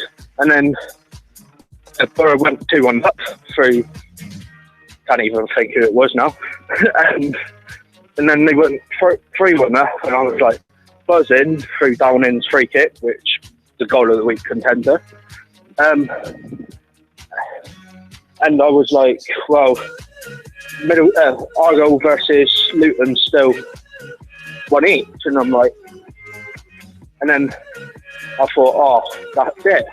And because I'd be popping to town, and I thought, well, I've just seen a goal, and it was a goal for Argyle, and they won 2-1 with an ex-Stevenage player in Ryan Brunt scoring for Argyle to make it 2-1 and to make us 4 points clear at the top. And so it was a double whammy win for me at the weekend. I mean, it's one of them ones. I mean, there are the. I mean, this is the thing. Like I said before. I mean, in terms of kind of it being so early in the season, that kind of thing. It's a case of there's still a lot of time to turn things around. So that's where it's kind of get a little interesting. I mean, Lily Alumi, you wanted to jump in on the weekend's results, especially Leeds as well, didn't you? Yeah, I totally agree with what Russ was saying. It was the fact of depth in the Fulham game. We just, couldn't really defend. And like you said, I really hope Steve Evans has got a new goalkeeper by the time we play again on Thursday. Because Silvestre, for the amount of good saves he makes, he throws in loads and loads of mistakes. So I'm hoping that we'll get a new goalkeeper and everything. And hopefully it'll work. And also I just wanted to say, because York City are my local team and they lost and sacked their manager today, so that's another manager gone, but there you go, that's a different story. Yeah, I mean, speaking of managerial chopping, anyway, we're definitely getting into that a little later. So it's one of them ones.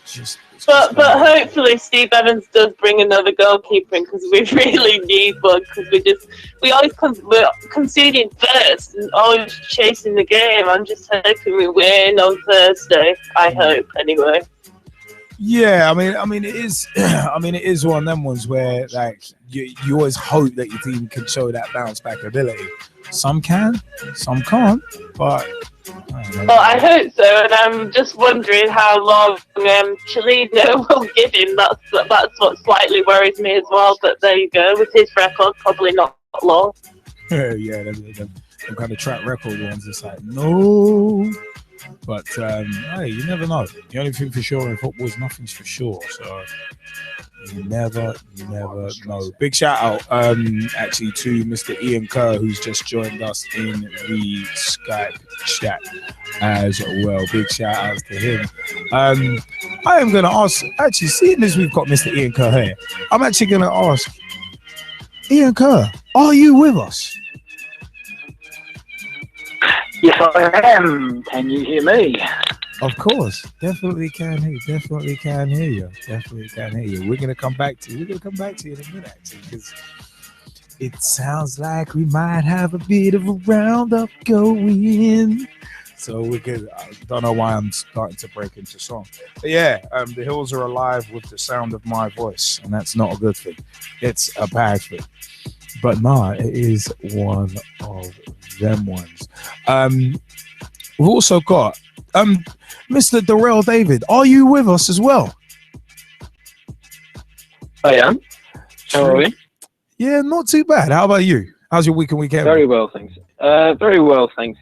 Quite a busy weekend in my own refereeing, but a very good weekend. Ah, good stuff. You know, just want to stick on refereeing for a second.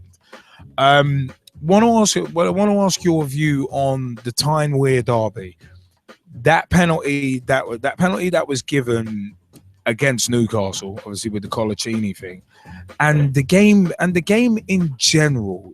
Do you think that referee kind of got thrown in at the deep end in a way? Because it seemed like there were a good few really meaty challenges going in that looked a bit over the top, especially Catamo on Colback would be one example where Colback ended up getting stretchered off, and it was a pretty poor challenge. What was your view on the penalty decision and also on the referee in general, given some of the tackles that were let go? Okay, the Tyne-Wear derby is a big derby, obviously up north, and you've got to stick a strong referee on it. Bobby Madley, he's a good referee. He dominated at Football League. Got brought up 2 years ago when he nearly 3 years ago now, where he refereed his first game and had 3 red cards in a single game. To me, I think he's a good referee.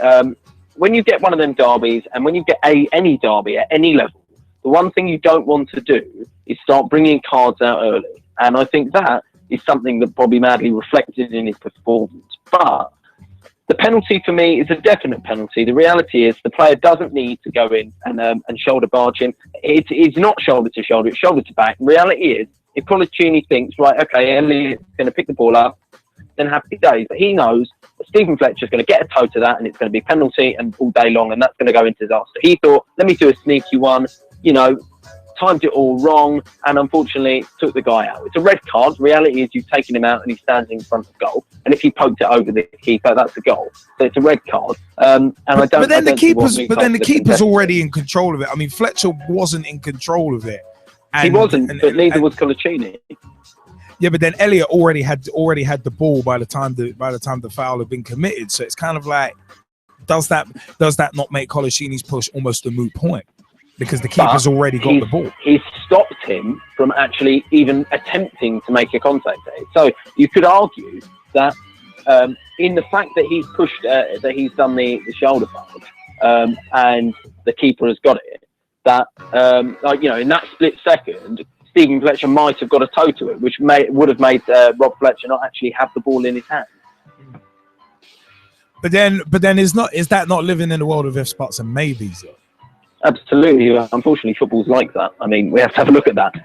There's lots of different things. It's like, for example, I think I watched one of the games this weekend where somebody got booked for a challenge where he didn't actually connect with the ball.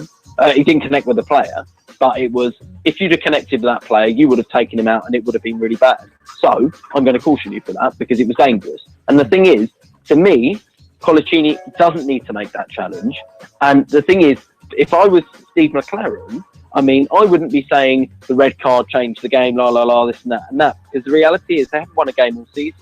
And what, the penalty made the difference in the game? I don't think so. The reality is Steve McLaren's a lucky man to still be in the Newcastle job. I mean, Tim Sherwood got sacked and he won a game, didn't he? Or something like that. Yeah. And then Steve McLaren's still in a job. I mean, he is blaming everybody and anybody. And the reality is, for me, personally, I'd see that as a red card because he's taking him out and he knows that he doesn't want him to score. And to me, that's denying a goal scoring opportunity. You know, sticking with that game, I want to ask you as well. Do you think the rule needs to be changed? Because Sam Allardyce came out after that game and said, "Oh, right, that the rule basically needs to be changed. It doesn't need to be a red as well as a penalty." And also, what do you reckon about Newcastle contesting the Colaccini red card? Because I think Newcastle, if I had that kind of penalty given against me at SAL level, I'd be fuming. I'd be absolutely fuming, and I'd be looking to appeal that sharpish. So what do you think about Newcastle's appeal? Is it frivolous? Is it not? And also Sam Allardyce's comments say about the rule that sees a player sent off after conceding a penalty should be changed. What do you think about that? The rule changing has been a discussion between managers, referees, and all of this for ages now. And to me, I don't think it should be changed. The reality is there's a rule there for a reason and it should stick. To me, if you're going to get a red card for denying an obvious goal scoring opportunity, usually you know what you're doing. If you know what you're doing and you've denied an obvious goal scoring opportunity, why should we lessen the punishment? The reality is it's like, for example, saying, it's like I disagreed last year when they reduced Matic's suspension from 3 games to 2 games because he was frustrated about somebody putting in a bad challenge on him. That doesn't make a difference. No, of course. And that's to me what I see with that one. I take the same context of the fact that he has fouled him. He's denied an obvious goal scoring opportunity. Therefore, he should have a match ban. And that's it. It's not a 3-match ban. It's a 1-match ban. He misses 1 match for causing a foul that denied another team a goal. I mean, think about this, yeah? So, last day of the season, Newcastle, Sunderland, one of them's going up, one of them's going down. It's 2-0 and they're level on goal difference, and Newcastle has taken the last man out and they miss the penalty and they get relegated because they haven't done that. Do you think they're going to want Colaccini banned, or do you think they're going to say, oh no, it's fine, don't worry, he doesn't need a ban? Yeah, no, you make a good point there. I was going to say a bit of an extreme example, but then again, it's quite likely. But then again, it's potentially quite likely with both of those sides. So, of course it is. I mean, it happened. I mean, the thing is, refereeing mistakes get highlighted quite a lot. And I mean, one that was in particular was when Bolton got relegated, and they said that one of the referees made a mistake because the ball had crossed the line, and goal line technology obviously wasn't brought in at that point, and Bolton were actually relegated off of, I think it was 2 or 3 goals, and they highlighted 2 or 3 goals that they could have had if the referee had made a better decision. And to me, what Newcastle have got to concentrate on is getting on with their game, concentrating on actually getting a win, because they're not getting a win as it is. I mean, they should have beaten United, and they didn't. Now they've lost to Sunderland, I think it's the 6th time or something like that in derbies. Yeah. Like, it is a ridiculous stat. And to me, Steve McLaren's got to forget the fact that he's got a problem at the moment with his striker. He might get a really, really lenient disciplinary panel, and that might help him out. But if I was on the panel, I'd probably have said, no, it's a red card, get on with it. No, I hear that. I hear that. I mean, the fact of the matter is, a lot of managers will blame refereeing decisions. I mean, you've only got to look at a man who didn't want to speak to the media this week. Anyway, this one of them was a big time -5 stars to Mr. Jose Mourinho on that one. Actually, well, can I just add on Jose Mourinho? He's really dug himself a hole. I mean, the problem is, and obviously I know John Moss quite well actually, and the fact that he's a nice guy, and he's very inviting in and stuff like that. And the fact of the matter is, he was invited into the dressing room and caused a ruckus there. If a referee invites you into the dressing room, he's sort of saying, I'm prepared to listen to you. Now talk to me. Don't shout at me. Don't swear at me. Don't do any of that. Talk to me. And Mourinho's let himself down there because his coach has got sent from the ground, which means he'll likely get a ban or a fine. He's already on a stadium ban in terms of probational stadium ban. So that's going to get up because he's an idiot basically. And then to me, Mourinho, he's got one more match, and if he doesn't win that against Liverpool, to me, I think he should go. Do you know how funny it would? Do you know how funny it would be if we were to beat Chelsea and Mourinho would get sacked? To me, that would be hilarious. That would be hilarious because for a long time, in regards to Jose Mourinho, I have said, if I want any crap out of you, I'll pick it out of your teeth. It is one of them ones because I think his behavior has been absolutely abhorrent this season. And I mean, even in seasons past, but especially this season, it's been even worse. And by the way, in terms of the I just want to say, in terms of the good old boy networks, making a complaint about Heather Rabat, you ought to be ashamed of yourself, the way you carry yourself. Because that ain't that Nas tune. What's it? Black Girl Lost. We're talking good old boys lost because you've lost your mind. But the fact of the matter is, it's one of them was if Mourinho does get fired, hey, in the words of Vince McMahon, life sucks and then you die. It's one of them was the fact is he will have brought it upon himself, and he does it. And the thing is, like I said last week, if Mourinho was to just shut up. I'm not saying that he wouldn't have half the problems he has, but he can't help himself. He can't help running his mouth and flapping his gums. It's almost like sometimes he talks just to hear his head roar. It's one of them ones to do. It's like the rectal cranial inversion is strong in that one, at least public persona anyway. So, I mean, it is one of them ones. It's just like what is he doing? But it's going to be an interesting one to see who's next in the sack race. It is going to be very interesting to see who is next in the sack race because, we're going to hold that until general talking points. Well, we're going to hold that until general talking points in terms of the late sacking. But it's a mad one. It is a mad one. But you know what? I have a question, and thank you for your views so far, Mr. Deryll David. Remember, YouTube on youtube.com/Pitch Talk. Pitch Talk meets Deryll David is still in post-production, coming soon. Keep an eye out. But I'd like to ask Mr. Ian Kerr the question again. Are you still with us, Mr. Ian Kerr? I'm with you in body and spirit, Liam. Mind, body, and spirit. what we're going to do, we're going to let you become one with the Pitch Talk Live audience and the PT family. Actually, that does sound kind of wrong. Now that I've just said that out loud, it actually sounds kind of wrong. But it's meant to be so right. So it's time for... Oh, you didn't know? Ian Kerr's going to tell you about A-League football. So much singing, Liam. So much singing. Look, I'm not going to bother everybody with a blow-by-blow breakdown of every game over the weekend. I think we just focus on just a couple of stories that have been breaking in Australia. I think would be of interest to the Pitch Talk family, as you so eloquently put it, Liam. First of all, you may have noticed in the news today that Manchester City has signed yet another player. This time they signed an Australian named Luke Bratton. Actually, his father was a pro in some of the minor leagues in the UK back in the day, then came out to Australia the early 90s. And anyway, long story short, his son Luke Bratton has been signed by Manchester City and immediately went out on loan to Bolton. So what is Manchester City doing? Goodness only knows. Anyway, so Luke Bratton, midfielder, has been playing up in Brisbane for Brisbane Roar for the last few years, won a championship up there. Good, hard-working midfielder with bad hair. Anyway, I can't actually see the Skype chat, so if people have questions about Luke Bratton, you have to actually break in, Liam, and pass them on to me. But another couple of interesting bits of news from Australia in the last few days. There's, you might recall, in Australia has this interesting league, the A-League, 10 teams at the moment, operating under a salary cap, and one of the teams, though, is from New Zealand. So it's called the Wellington Phoenix.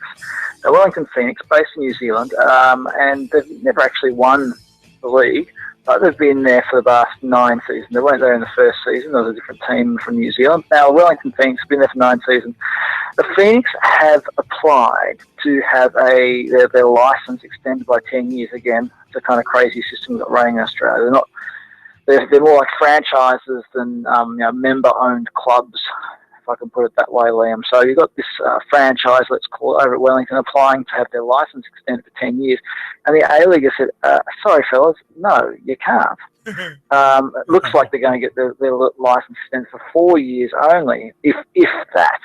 So the speculation is, first of all, why is it happening?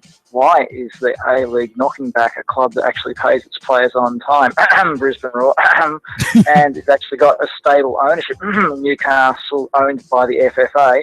So why are they focusing on Wellington Phoenix? Well, the story is that despite the fact that they're solvent, pay their players on time and so on and so forth, they're in New Zealand. Right, and what does this mean? Well, it means you've got an Australian league with a New Zealand team playing in it. So the league leaders, the Australian equivalent of the FA and the league, are looking at it saying, well, what benefit are we getting from having a New Zealand team in the league? It costs our teams to fly over to New Zealand. Having said that, it's closer to go from Melbourne to New Zealand than it is to get from Melbourne to Perth. That's another story. Then there's the fact that there's not much Australian football talent being developed by the New Zealand team. At the same time, coincidentally, Liam, I mean, these things are coincidences. How do they happen? There's talk about there being a third Sydney team introduced into the league. So if the Wellington Phoenix get the elbow, then there'll be a Sydney team lined up to take its place. Now, Sydney already has 2 teams, and there's talk saying, we'll have another derby, or derby, depending on what kind of school you went to, in Sydney. I mean, we have a 27-game season. If there were 3 Sydney teams, that would mean there would be 6 derby matches per Sydney team in a 27 game season. So think about that. It's exactly. It'd be exactly like El Clasico. Yeah. You're seeing them games like 9 times a year, and it's like, really? Yeah. Well, that's just because they qualify through the cup tournaments and things like that. But this is even without the cup tournaments. This is just in the regular season. Never mind any cup tournament. It would be a farcical situation. So the other thing I didn't mention, the other thing about having a New Zealand team in the Australian League is that if they win the league, then they won't be able to play in the Asian Champions League because New Zealand is a member of the Oceania Confederation, whereas Australia is these days in Asia. So, interesting times. Now, the A-League did actually go ahead, believe it or not, last week. We've had 3 rounds of the A-League, but it's so early in the season, it's difficult to discern any trends, apart from the fact that Western Sydney Wanderers are going like a busted. I'm not going to use naughty words, am I? Even though we're sort of probably in the adults-only time slot, Liam, but they're going terribly, and there's a lot of rumours going around that their coach is going to get the elbow very soon, despite the fact that he won the Asian Champions League last year. And does it sound familiar? Sounds familiar. I'm sure there's somebody else who got ditched for a season after winning the European Champions League. Roberto Di Matteo. Exactly. Yeah, exactly. Yeah. 4 months. Yeah. 4 months into a 3-year deal. I'm sure Elizabeth Taylor had marriages shorter than that.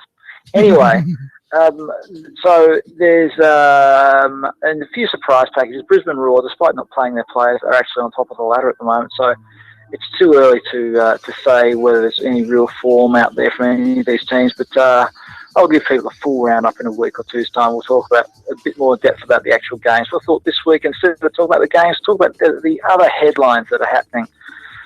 So there you go, Liam. Absolutely love it. Absolutely love it. And you know what?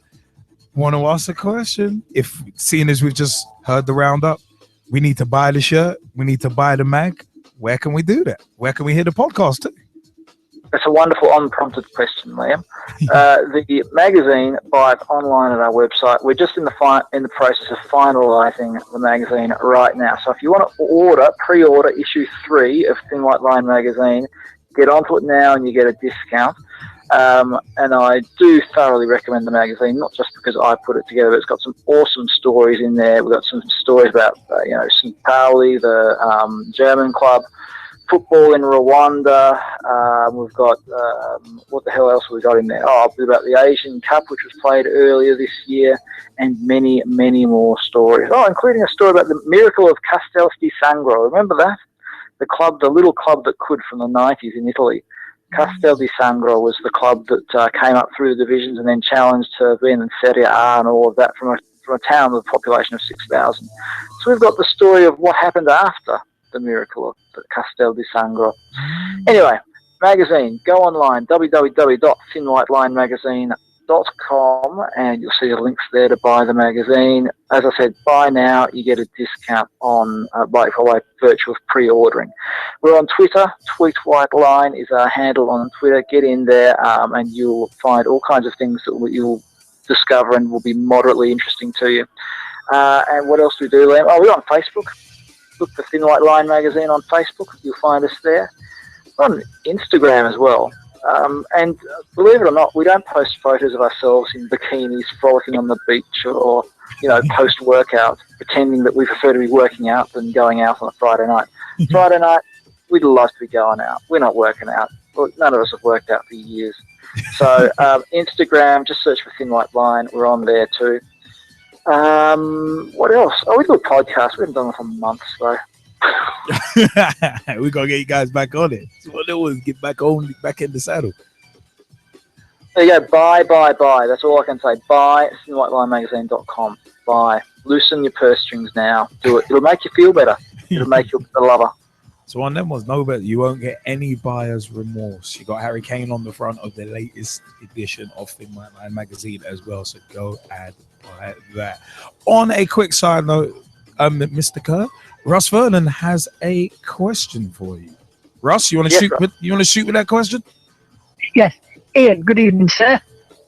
Good evening, just want to ask you a question. Did you see the FFA Cup semi-final between Perth Glory and Melbourne City last week? Because I think Perth Glory deserved to win it. So I'm just wondering if you saw the game and if you agree with me that Perth Glory deserved to win the game, because I actually saw the game live last week because it was on BT Sport over here in the UK. I actually didn't get to see the game last week for a variety of reasons. And Perth Glory, I mean, they've done all right this season, considering that they basically got wiped out at the end of last season. You might recall that they had serious salary cap issues in that they breached the salary cap and were kicked out of the final series. So they had to basically reconstruct the squad. Having said that, I know that I used to come on and bag Melbourne City every week. They're better than they used to be. So they've had not a bad run, but whether they'll win or not, the whole darn thing, I don't know, because the next match is being played tomorrow night, which is Melbourne Victory against Hume City. Hume City's a local club which has made it through to the semi-final. So could easily be a Melbourne Victory, Melbourne City grand final in the FFA Cup. Russ, hope that answers your question. It didn't at all. I avoided the point completely. Well, some sort of answer is better than no answer at all. Slow motion is better than no motion as well. Here's one of them. Speaking of motion in the ocean and all that kind of stuff, big thank you to Mr. Ian Kerr, the editor of Thin White Line magazine, for his A-League roundup. Remember, that is exclusive to your Monday Night Football and Fixed Pitch Talk. It's we the people for the people, and that is brought to you in association with Thin White Line magazine. thinwhitelinemagazine.com. Go over there. You've heard the roundup. Buy the shirt, buy the mags as well. Also facebook.com/Thin White Line magazine. Instagram, Thin White Line magazine on Instagram, and at Tweet White Line on Twitter, and facebook.com/Thin White Line magazine.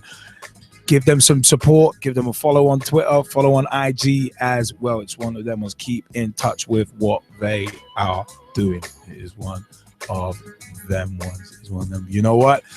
We have got so much show still to go. So it is time for us to swing into the next segment, which is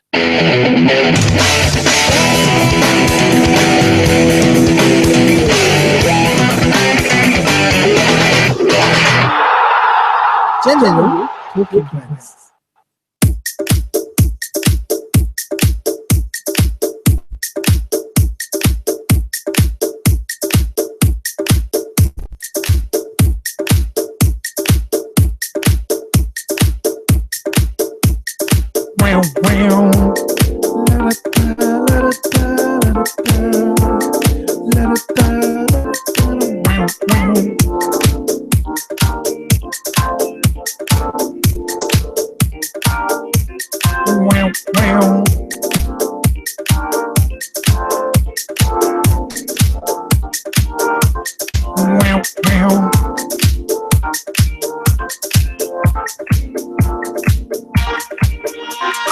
This is Monday night and you're listening to Pitch Talk.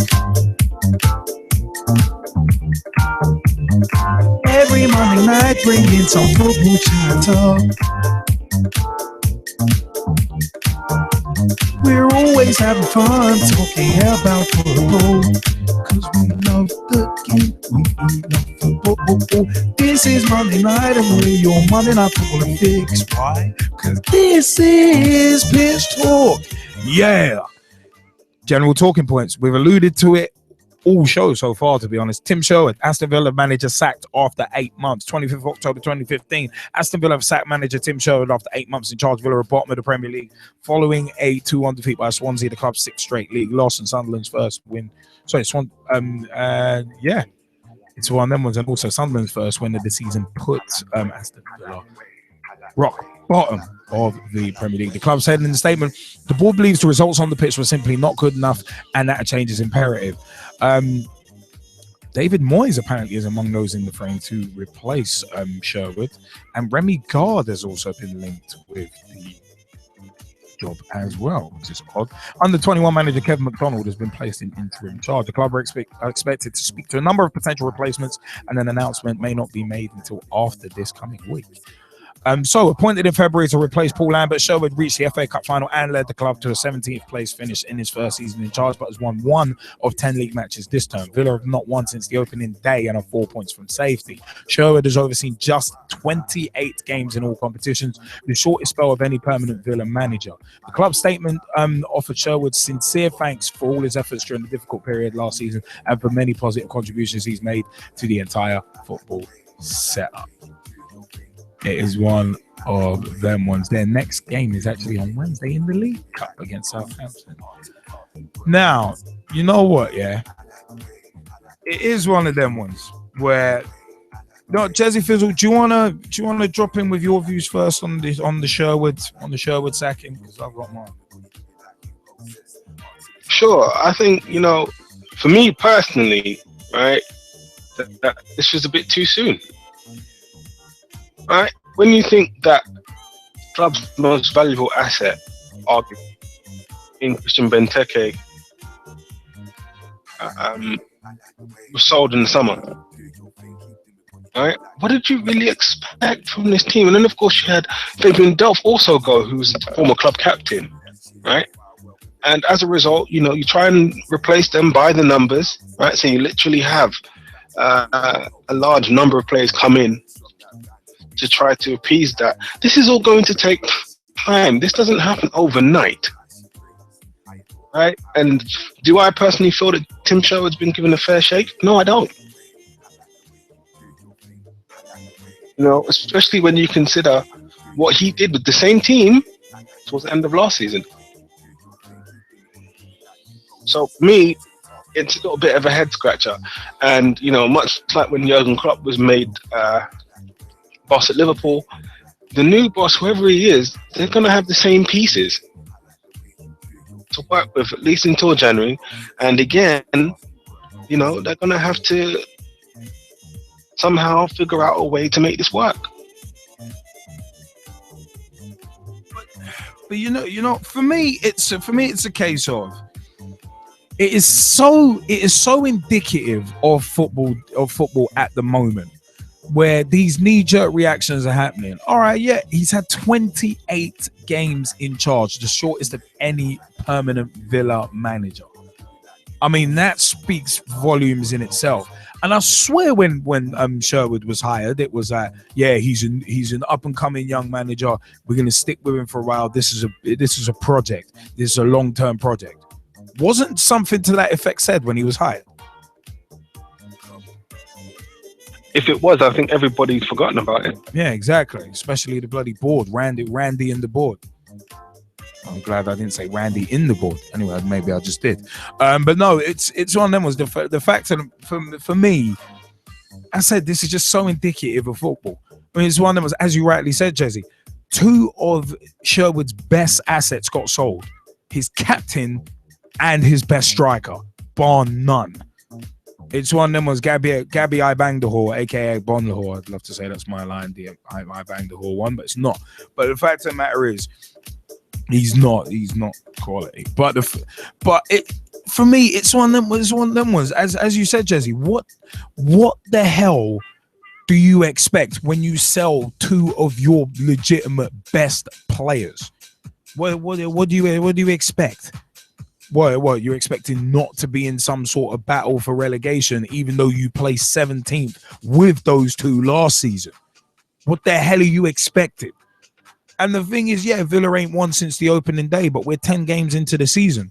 Now, whoever you get in, similar to Liverpool, it's a case of it's going to take a while. It's going to take a while for any new manager to come in, and you ain't getting a top manager because you're Aston Villa. So it's like, now you're going to get someone who's going to have to steady the ship.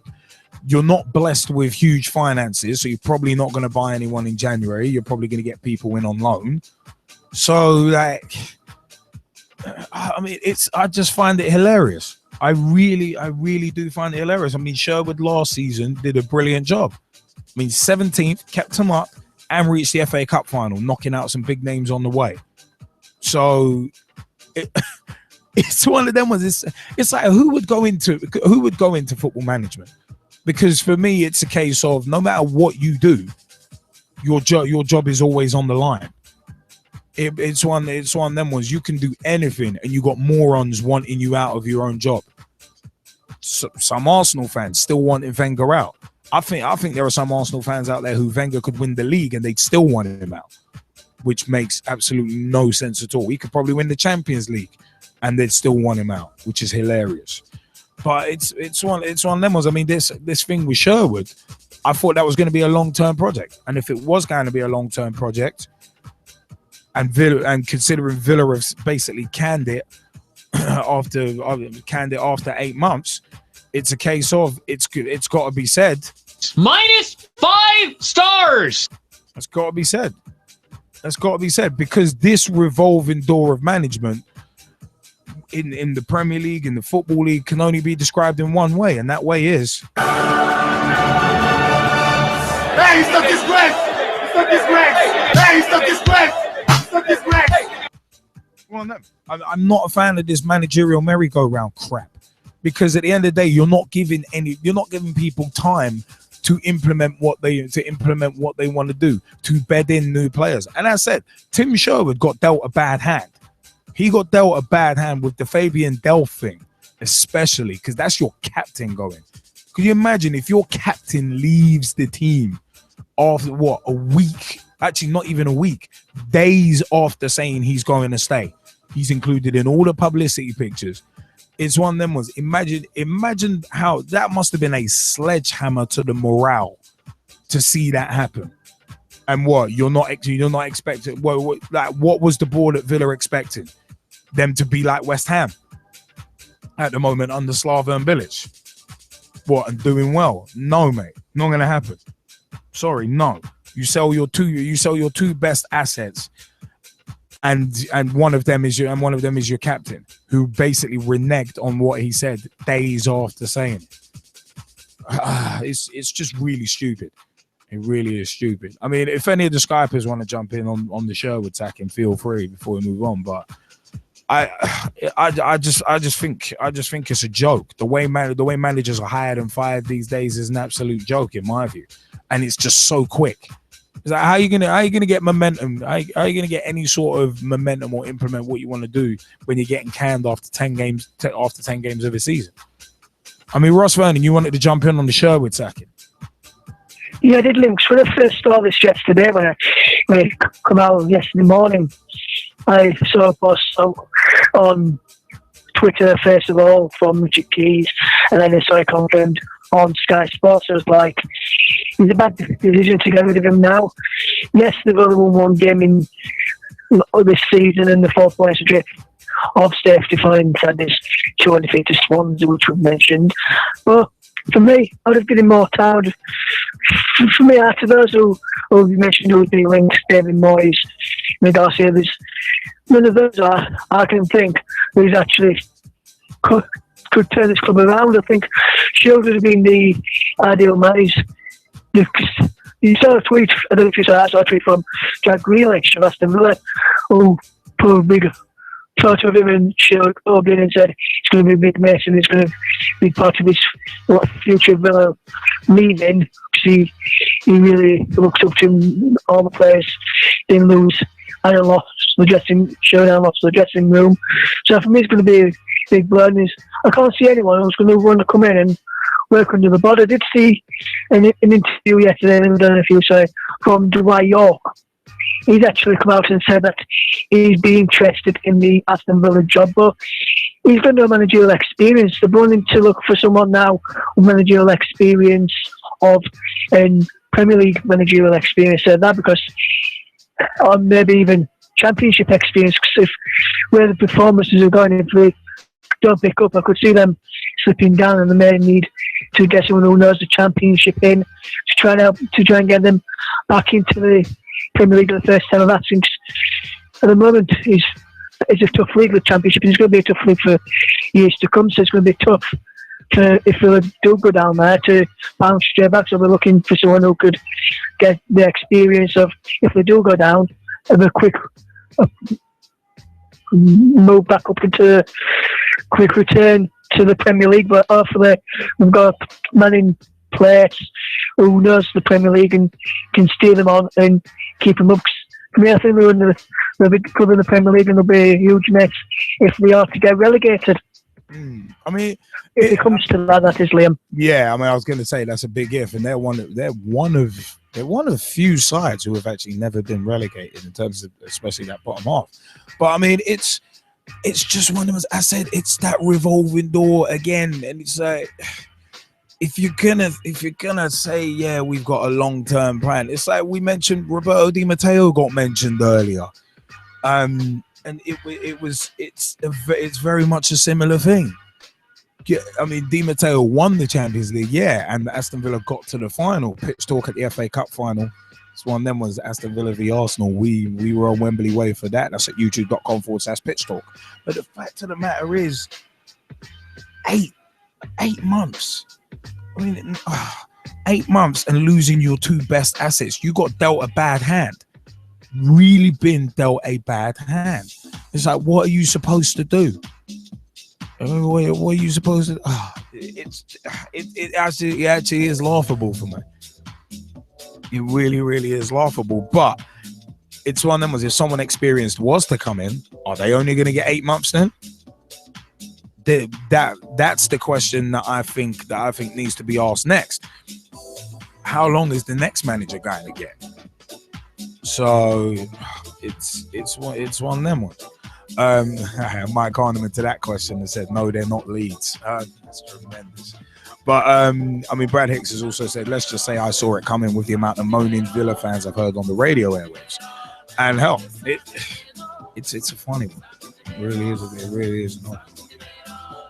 But hell. But remember, this is your Monday Night Football and Fix. We are live. 07535 804 466. 07535 804 466 is the mobile number. Call us, text us, let us know your views. If you text, leave your name at the end of the text. We are at Pitch Talk on Twitter, twitter.com/Pitch Talk. Also, yeah, your Monday Night Football and Fix. Would also like to say youtube.com/Pitch Talk. That's where you can find all the videos as well. Facebook.com/Pitch Talk. Become a fan, become a member of the group. So one of them was converse with us on there as well. Also, Pitch Talk Live on Google Plus and Pitch Talk 1 on.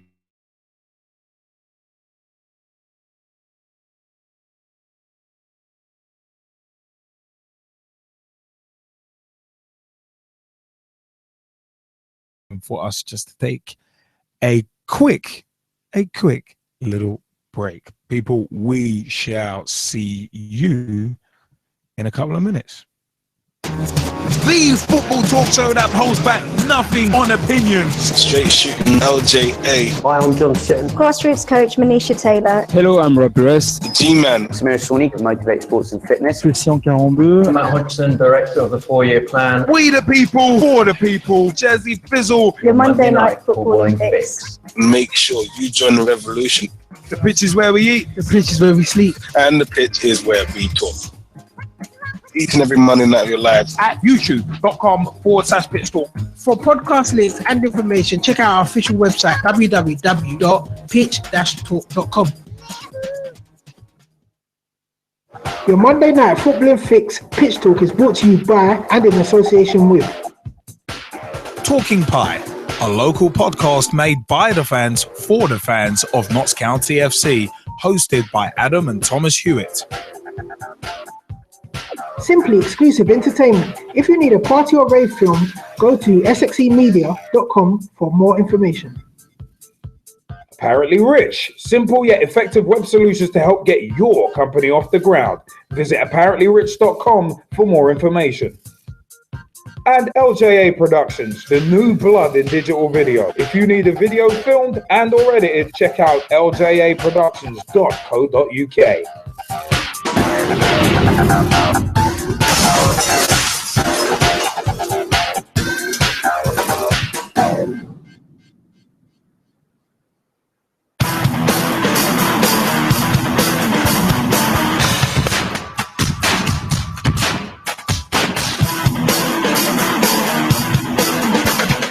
LJA Productions, the new blood in digital video, offering video production services such as video editing, video encoding for the web, including YouTube and Vimeo, audio recording, filming of interviews, promos, live events, and much more.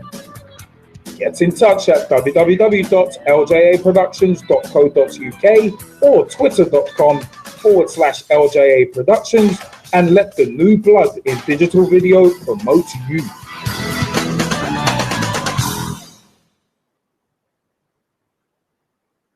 Pitch Talk is brought to you by and in association with the one-stop shop for all your coaching needs, Motivate Sports and Fitness. Check out motivatesportsandfitness.com for more information. The new football culture magazine, Thin White Line. Check out thinwhitelinemagazine.com for more information. Storm FM with new hot releases played daily. Feel the boom at stormfm.net. Two girls with their Bonnie Scotty trying to cover as much women's football as they can. Girls on the Ball.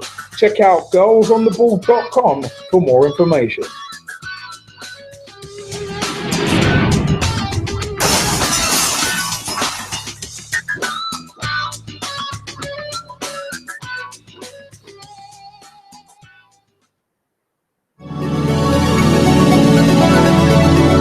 Hello, I'm Rob Perez. Grassroots coach Manisha Taylor. Christian Carambeu. Matt Hodgson, Director of the 4-Year Plan. Dave McLaughlin. I'm Rob Lusher. Andy Copeland from the Glennet Southern Amateur League. Philip Wick, I'm CEO of 14. Former chairman of Ibis FC. Chairman of Alexandra Park FC. And you're listening to Pitch Talk. The only place to get your Monday night footballing fix. Because the pitch is where we eat. The pitch is where we sleep. And the pitch is where we talk. Make sure you join the revolution, the football revolution.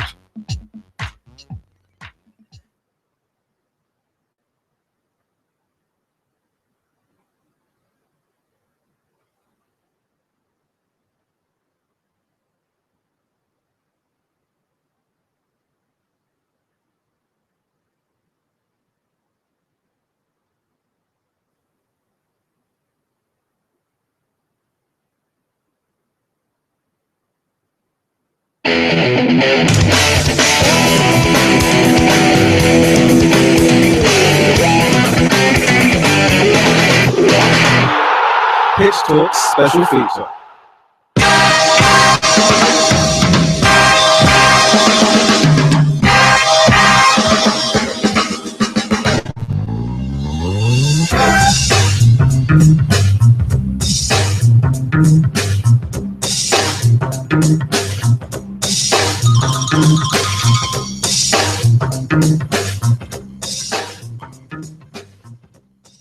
Whoa, we just had a couple quick technical hitches there. Oh, hell. Mad one. But we are back with your Monday Night Footballing Fix. This is Pitch Talk Live. That's how you know we're live. Whenever technical hitches happen, they don't get edited out on the podcast on a general basis. But we are back with our Pitch Talk Live special feature. And seeing as it has been Black History Month, we have actually, on a general basis, been discussing discrimination in football as well as some other issues as well. But it is one of them ones. We're going to stick with discrimination in football as our final part of our Black History Month celebration. And where we are going to go, racist abuse on the rise in football as Lord Ousley hits out at David Cameron. Now, this is from Thursday, September 3rd, 2015. Reports of racist and discriminatory language up 21%. Kick It Out also receives 38% increase in complaints. Now, it is one of them ones where reports of alleged racism and other discriminatory abuse made to the Football Association last season rose sharply to 887 incidents at all levels of the game, a 21% increase on the number reported to the governing body in 2013-2014. Now, that's something that we just wanted to kind of home in on a little bit, because it's in regards to equality. And equality is our next point, where 21st of October 2015, 30 years before equality.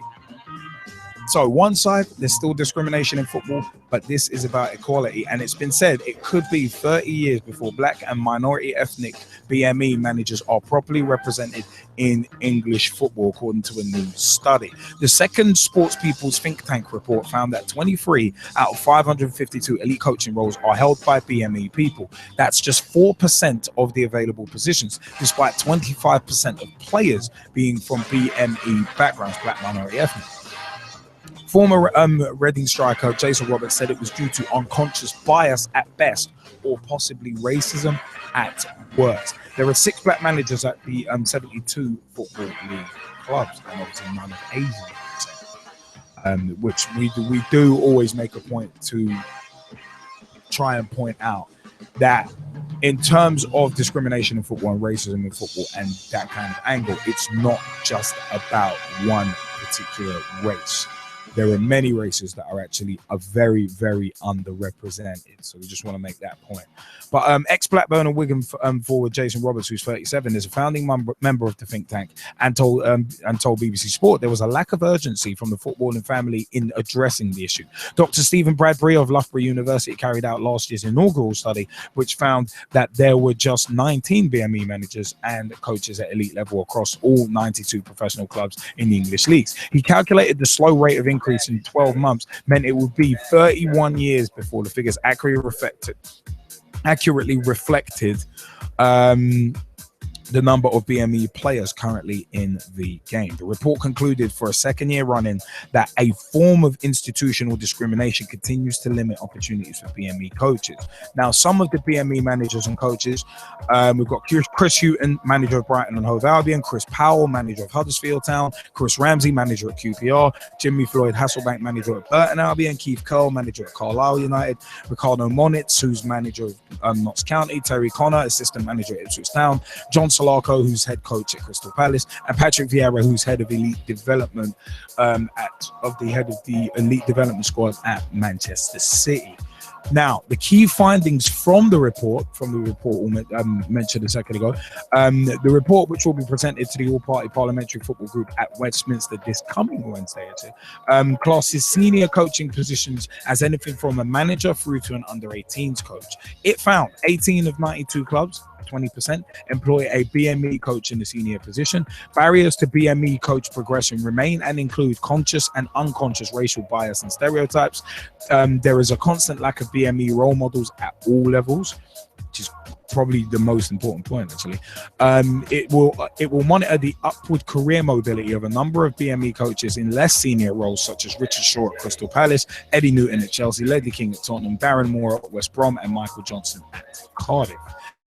Now, Roberts said he understood things don't change overnight, but argued not enough has been done to challenge the decision makers over a structured exclusion of a minority in football.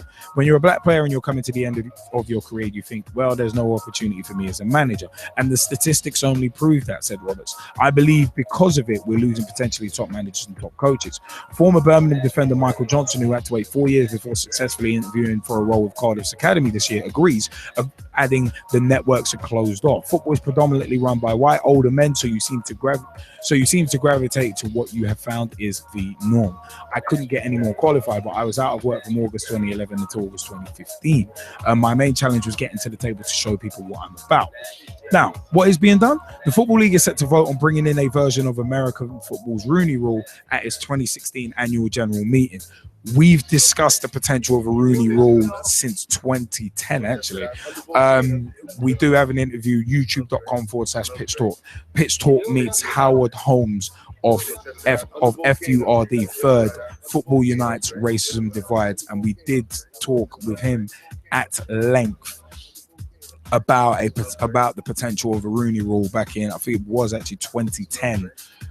Very early in the Pitch Talk journey, so have a listen to that in regards to a potential Rooney Rule in football. We did go into the ins and outs of it then, and we've also discussed it on shows afterwards as well. Professional Footballers Association Chief Executive Gordon Taylor has previously said football has a hidden resistance preventing black managers from getting jobs. Speaking about the Rooney Rule, Johnson added, hopefully this will start to make things easier for talented black managers who are qualified to get in front of chief execs and chairmen, just to show that they are capable of doing a fantastic job. The Rooney Rule, just to skim over it, it was established in 2003 and named after Dan Rooney, owner of the Pittsburgh Steelers and chairman of the NFL's Diversity Committee. It requires NFL teams to interview at least one black or ethnic minority candidate for head coaching and senior football operation opportunities that become available as part of a transparent and open recruitment process. Now, we also discussed this literally just about a year ago, actually. I think it was October 6th to be exact, when we had Mr. John Sitton and Vernon Grant in the Pitch Talk studios with us. Very, very interesting episode of the show that was. But yeah, we also did discuss this kind of issue in passing as well, so check that out. Pitch Talk. Pitch Talk live. I think it was the 6th of October 2014 with John Sitton and Vernon Grant in studio. So check that one out as well. The Football Association said it has endorsed the principles of the Rooney Rule in its own hiring processes, and board member Heather Rabatz urged clubs to shift the culture of closed network recruitment by embracing the practice of shortlisting and interviewing BME coaches and managers with the requisite qualifications. That's the important thing in my view. The FA is spending 1.4 million over 5 seasons on BME coaching bursaries, including working with England development teams, while the Premier League has made additional places available to BME applicants on its elite coach apprenticeship scheme to help develop world-leading coaches. Now, Jazzy Fizzle, did you want to jump in with this point before I do? I think, the most interesting point is that there's a lack of BME role models across the board. That is the biggest thing, and when you go and ask a lot of BME former players, do they want to get involved with coaching, for example? What I've seen myself is that a lot of former BME players are more content to go into media roles or ambassadorial roles as opposed to going into coaching. And I'm not saying that's necessarily a bad thing. At the end of the day, you kind of have to find what you want to do and do that. But do I also feel that, for example, the likes of Andy Cole and a Dwight York, for example, do I feel that they could offer a lot in terms of developing future young forwards? Absolutely. On account of those two being two of the best to have ever done it, especially in the Premier League. But for the current time, are they happy with their media engagements? Yeah, they are. So it is what it is. Do you know what? And I suppose the same goes for Rio Ferdinand as well, because I would actually argue that, any team with defensive difficulties, if they were to get him in, even on a consultation basis, they'd come in maybe at different points during the season just to work with some of the younger players, much less the established players. I don't see that doing any particular harm, especially when you look at his track record as a player, his medals, what he's won, and of course his own other personal accolades. So, again, would that be too big of an ask? No, but is he happy with BT Sport? I believe so. I mean, you mentioned something very, very interesting. I want to stick on that actually, because it's not often looked at as a reason. I mean, yeah, you can pledge 1.4 million to bursaries and that kind of thing, but a lot of the times I notice with the powers that be, they're not looking at the reasons why black players are not getting into football. And I think it was Jason. I think it was one of Jason Roberts' comments. It might be Michael Johnson actually. But it's just in terms of, I want to get that quote up actually. Yeah, about getting opportunities. That is an interesting one. I mean, it is one of them where it's, yeah, that's one. Predominantly football is run by white older men, so you seem to gravitate to what you have found is the norm. Now, for me, that's an interesting thing. And also what Heather Rabatz has said, that was said by Michael Johnson. And what Heather Rabatz said about when she was talking about urging clubs to shift the culture of closed network recruitment by embracing the practice of shortlisting and interviewing BME coaches and managers with the requisite qualifications. Now, I think it's one of them ones where it's like a lot of the time all someone needs is an opportunity. A lot of the time. But if you're not getting those opportunities for whatever reason, or you don't feel those opportunities are attainable, that's something that needs to be addressed. Because the opportunities can be there, but if you don't feel that they're attainable because you're seeing what you think is the norm, then that's an obstacle in itself. And I think that's a seldom looked at obstacle that a lot of people kind of just don't want to talk about. They don't want to talk about the powers that be and who's running the game. Obviously, we do here a lot, and you look at the FIFA situation and the UEFA situation to an extent as well. It's a case of you got a lot of these powers that be and the good old boy networks literally running and ruining the game. So if you see that kind of thing, if you see who's running and ruining the game, and you look at that and think, no, I don't want any part of that, I'd rather go into punditry. Or you see something like, say, Tim Sherwood getting sacked after 8 months, or Roberto Di Matteo getting sacked 4 months after winning the Champions League for a couple of bad results, then is it any wonder that underrepresented ethnic minorities are saying no? I would potentially rather not jump into that, because if other people are treating their own like that. Now, I'm to quote Michael Johnson, in terms of how he phrased predominantly football is run by white older men. If you see those people treating basically their own people like that, then what chance have you got being from a completely different ethnic minority? I think that's one area that people don't really look at, because of partly I would say because of political correctness, and political correctness is a load of BS, in my view. But I think that's one angle that a lot of people don't really look at. A lot of people want to look at the results and want to play blame games, want to put scapegoats, throw scapegoats under the bus. But a lot of people don't want to look at why and hit the real issue of why is this like this. That would be, I mean, a lot of people, it's a lot easier to complain than it is to formulate a solution. And I think it's one of them ones where a lot more kind of issues need to be looked at, like we did with Pitch Talk on the Road at Judan Ali's training session. We asked the question, what is Asian people, what is stopping them getting into football? Because there's a lot of things stopping them getting into football, period, let alone management. This is why I think certain people, I mean, like say Jason Roberts saying, oh, when you're a black player, it's a case of, it's not just, like I've said, I'm not a complete fan of the Rooney Rule, because it's very much focused. It's the way it separates black or minority ethnic. It requires NFL teams to interview at least one black or ethnic minority candidate. No, you bundle it into the same thing. If you're trying to be inclusive and get all ethnic minorities in, there's no need to put black and then ethnic minority candidate. Just put ethnic minority candidate. Yes, it's a generalization, but it's, as just basic phraseology, it is more inclusive. That's my take on it.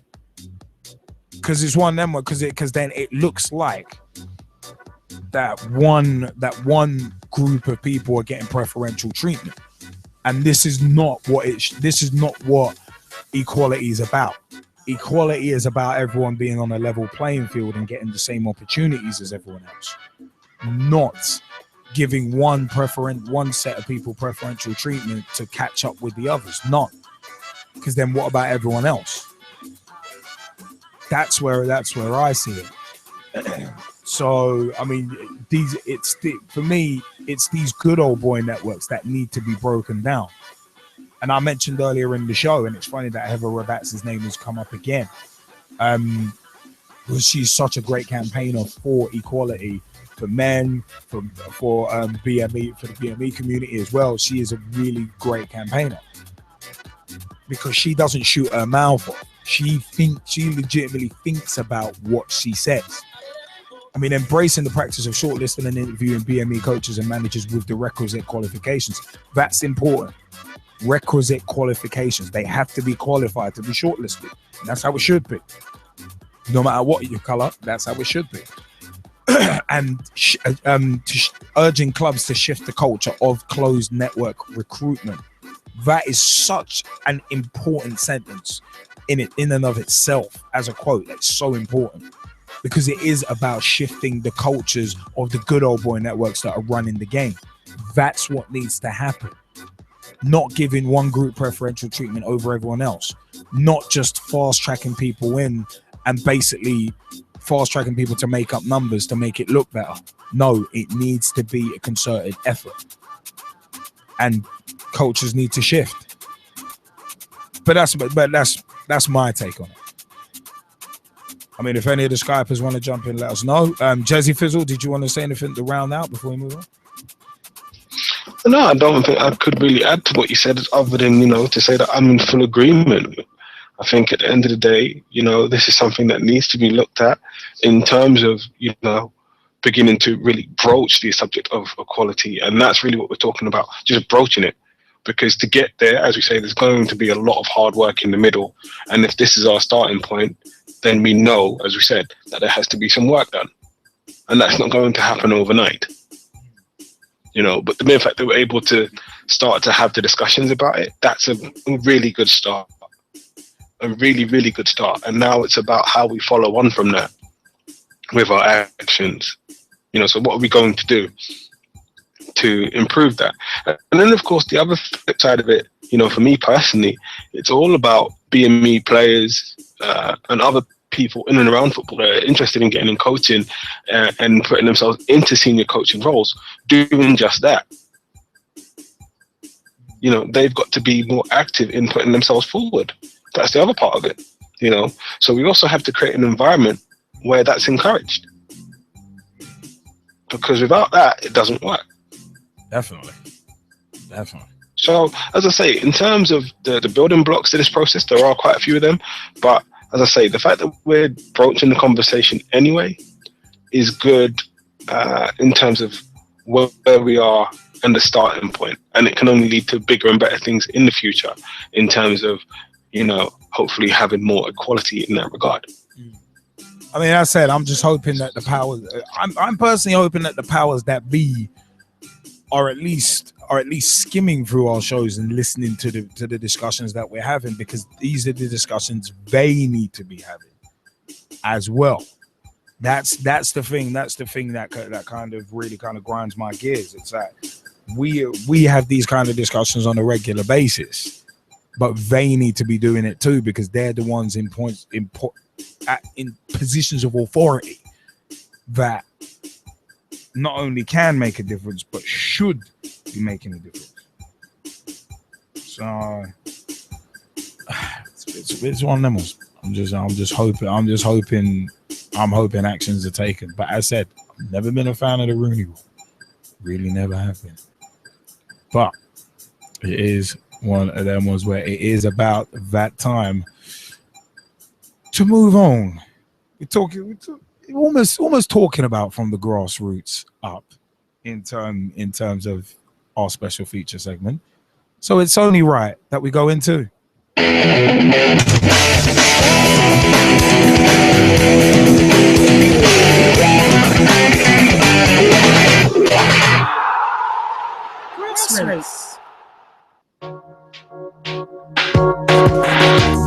Grassroots segmented, grassroots segmented.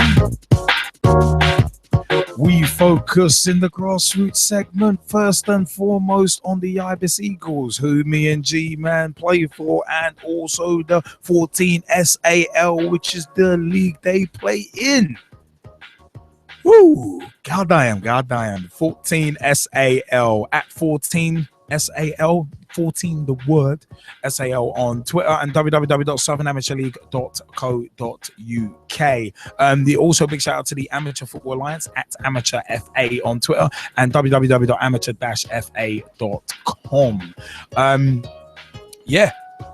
Bit of news actually coming out of the SAL, a bit of unfortunate news as it happens, but we're gonna basically Old Westminster Citizens have actually had to resign from the league, and we had a little bit of a discussion about this with Alexandra Park FC on Twitter, and also Samir Sawney of Motivate Sports and Fitness actually jumped in on the conversation as well. Basically Old Westminster Citizens resigned from the 21st of October 2015 We actually kind of found out about this because one of the Ibis Eagles teams was actually supposed to play one of the old Westminster Citizens teams very recently. It is with a heavy heart that we report the resignation of old Westminster Citizens from the SAL, Southern Amateur League, with immediate effect. All of OWC's results will be expunged from the divisions they were competing in, seeing the Division 3, Intermediate Division 3, Minor Division 3 South, and Minor Division 4 South. For those clubs with ISEH cup matches against OWC, they will be awarded a walkover to the next round. Now, a little more on that. SITS joined the SAL in 1935 from the Old Boys League and have remained loyal members ever since. During their time, they lifted the league championship in 57-58. In 2012, long-serving committee member Jock Henderson became the repeat substitute in the SAL. They finished on a high last season with their 5th 11, lifting the SAL Intermediate Novitz Cup. Unfortunately, the loss of their Tamworth Lane ground in the summer has decimated the club, and despite best efforts, player membership numbers have dwindled without a permanent home ground near their spiritual home in Mitcham. The club will continue to run a vet side, so we hope in time they will be able to resurrect the Saturday arm of the club, and perhaps one day we can see them gracing the SAL once again. It is truly a sad day for Old Westminster Citizens and SAL football, but we wish them well and all the best for the future. Now, yeah, it is one of them ones. I mean, this could have been BB Eagles. This could have been Ibis FC, to be perfectly frank. Fortunately, we found it. Fortunately, BB Eagles approached Ibis and the merger happened, which is going well. But it's very sad to see Old Westminster Citizens resign. It is actually very sad. And you know what? We did, I said we had a bit of a conversation with Alexandra Park FC, at Alexandra Park FC, on Twitter, and Alexandra Park FC said to us after we tweeted out, very sad to see this news from 14 SAL that Old Westminster Citizens have resigned. And Alexandra Park FC replied and said, we have to arrest this decline in adult football. And it is one of them ones. There were a couple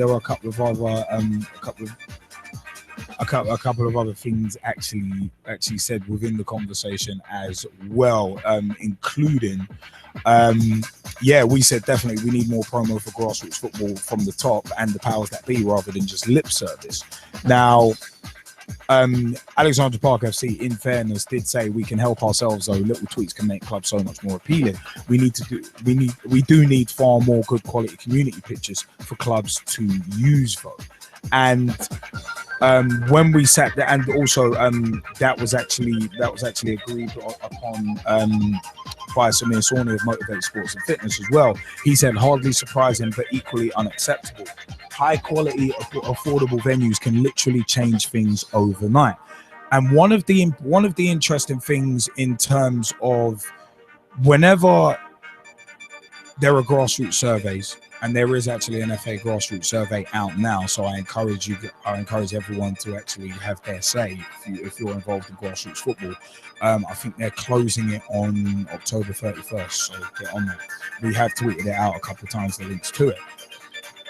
But the fact is, it is a worrying decline in adult football that we're seeing clubs folding. Old Latimarians recently, it's one of them. Merton were recently struggling with numbers because they were supposed to play our sixes a few weeks ago and had to forfeit because of a lack of numbers. I mean, it's a case of, and now with Old Westminster Citizens resigning during a season, it's one of them ones. It's concerning.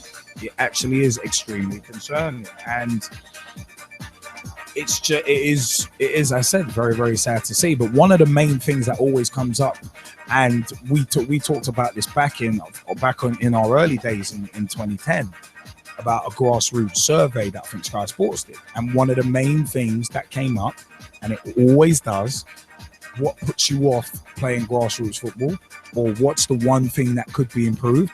Facilities, whether it be showers afterwards or the pitches.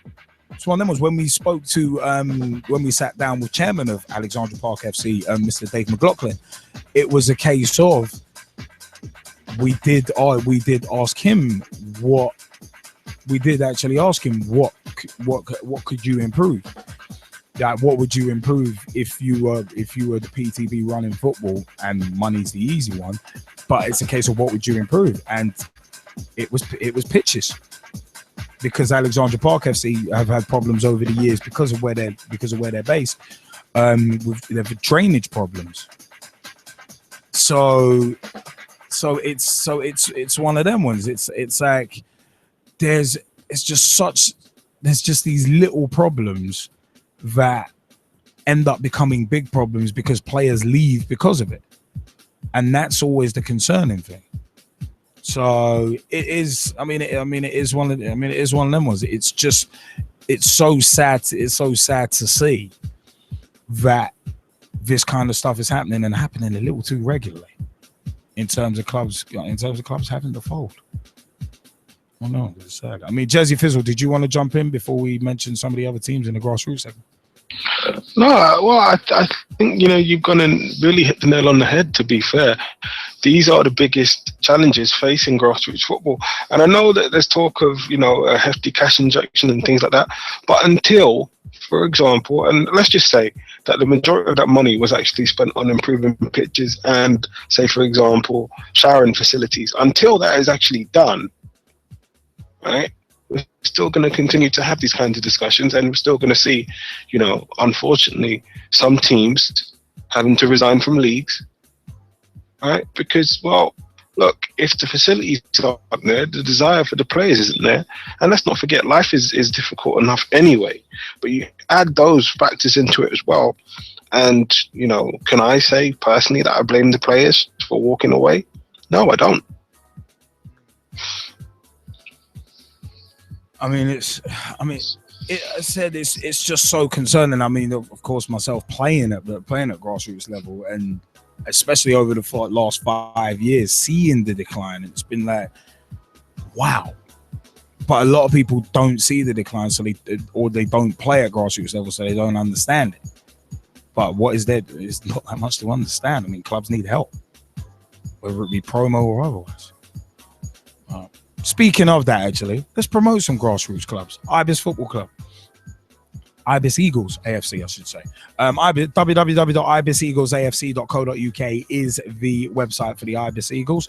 Facebook.com/Ibis Eagles AFC is the group, and twitter.com/Ibis Eagles AFC @Ibis Eagles AFC is the Twitter handle. Training is every Wednesday 7:30 p.m. until 9 p.m.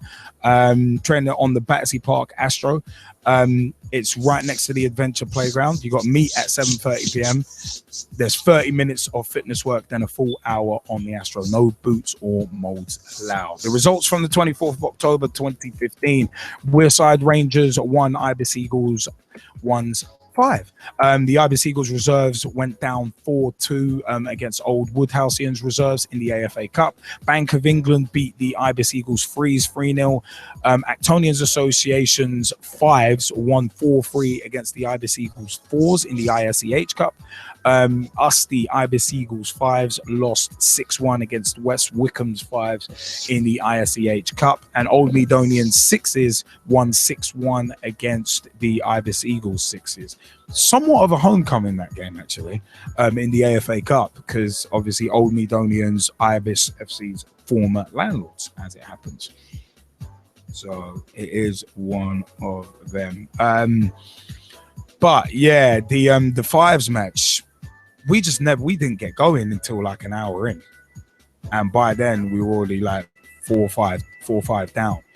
So some of the goals were just, I think we conceded a good 3 goals over the top, and it was from balls over the top, and it was like, I was back in the left back position, and it was kind of like I think it was a bit of ring rust from a lot of the guys, but it was one of them. There was one actual really funny moment though. Kez got the only goal for us. But there was one really funny moment that you can only ever really see in grassroots football. Picture this if you will. Dave Handley playing up top. He's clean through, running through on goal, balls rolling through. Keeper starts coming out, falls over, looks like he did a backward roll, like falls over. Everyone's saying to Dave, shoot. Dave goes to shoot. He slips as he hits it, as he hits the ball, skews his shot, and it goes well wide. And it was I literally dropped on my back to the floor like I was taking a wrestling bump in Tough Enough. It was just like, oh my God. And I said to Ed Ryan, the captain of the Fives, captain/manager of the Fives, who was on the sidelines, I was like, it's like, I'm gonna have to bury that on Pitch Talk on Monday, right? And he just laughed, because that's just all you could do. It was a comedy of errors. When that happens, it's not your day. It actually was really, really funny.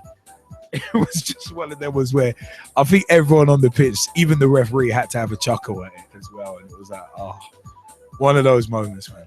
Just one of those moments. But a heavy defeat, but at least it was in the cup, and we are still top of our league.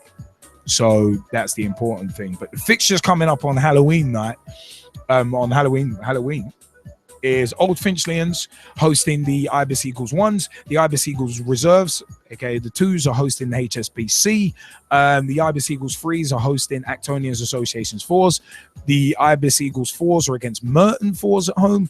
The Ibis Eagles 5s in the AFA Cup are going to away to Aline Old Boys 5s, and the HSBC 7s are playing the Ibis Eagles 6s in the LFFA Cup. So be very interesting there. Also, big shout out to Hackney Wick FC, www.hackneywickfc.com. They are on YouTube as well. I think it's Wickers TV. They've got some very interesting material there, actually. It's worth checking out. Wickers TV on YouTube. It's definitely worth checking Hackney Wick FC out there. Go to the contacts page of their website for more info on playing. They are at Hackney Wick FC on Twitter.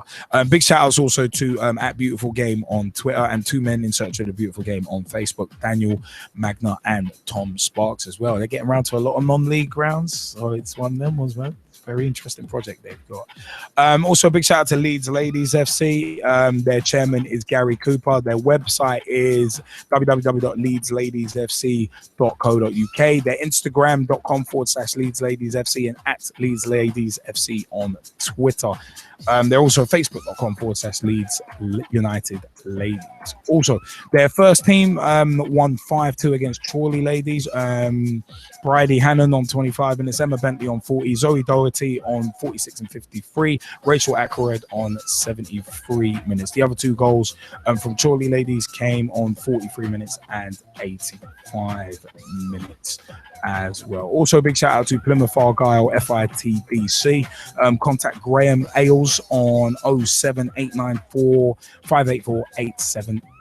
They're always looking for new players of all disabilities, and Pitch Talk's own Ryan Sonley is involved in that side. Also, a big shout out to Russ Vernon for forwarding us the score in the Leeds Ladies FC game as well. You know what?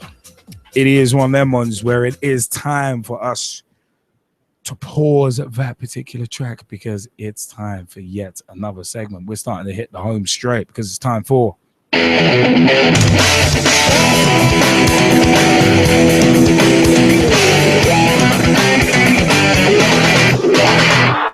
up with that?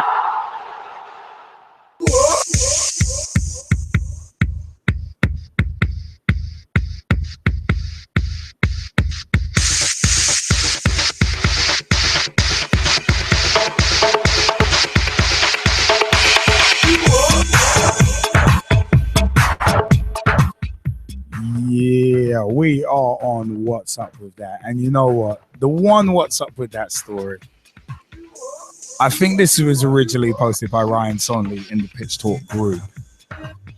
It was either Ryan Sonley or Russ Vernon who posted it in the Pitch Talk group. Firefighters rescue football fan who woke up on toilet hours after the game finished. Now, this is going to be a challenge for me to say this with a straight face.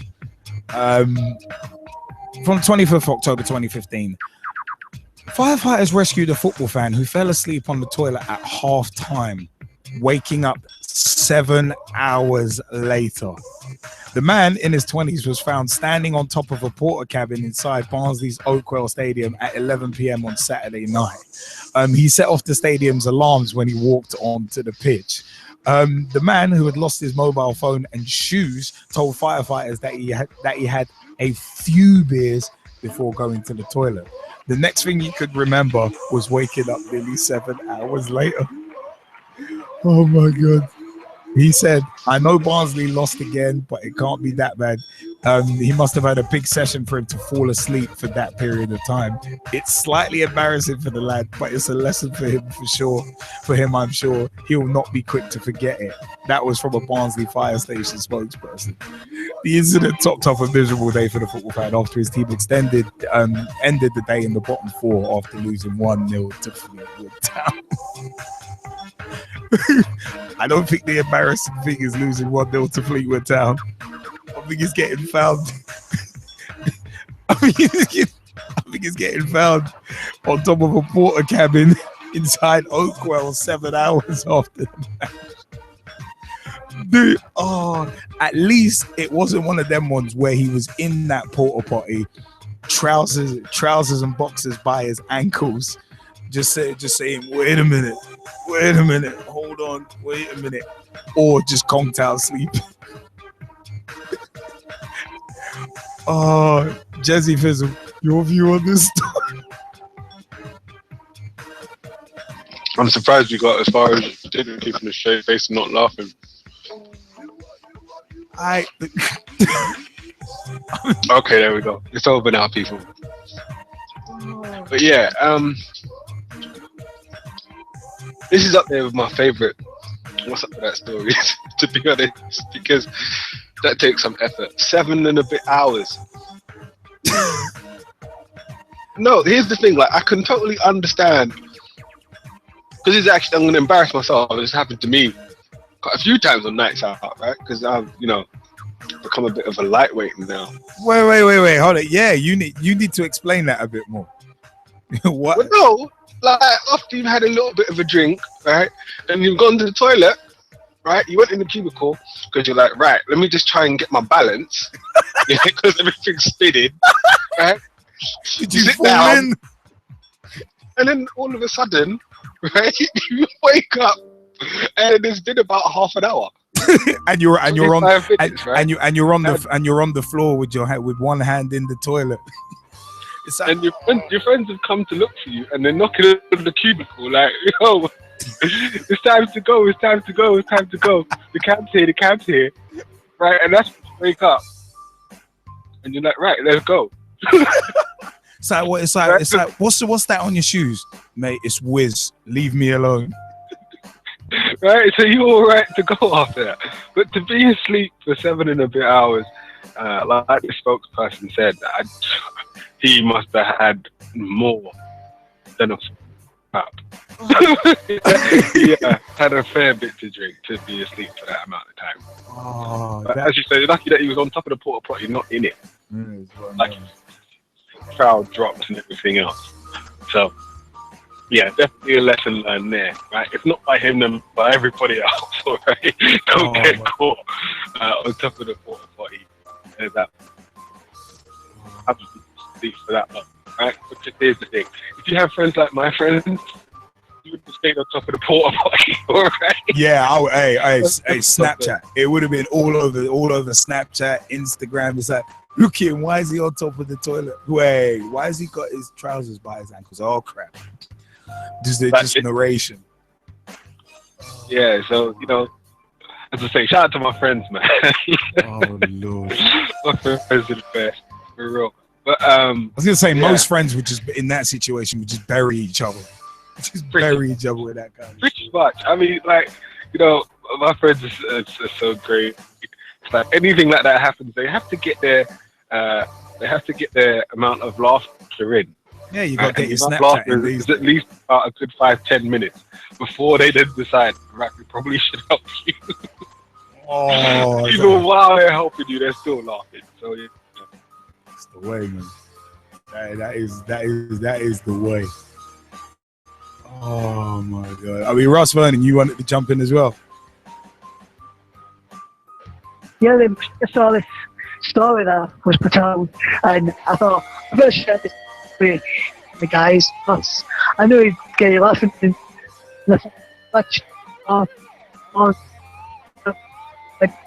Oh wait, Russ, you're breaking up quite badly, actually. Is this better, Liam? Oh yeah, much better. What I was saying is, Liam, I actually got when I saw this, I thought I'm going to share this with you guys because it's funny.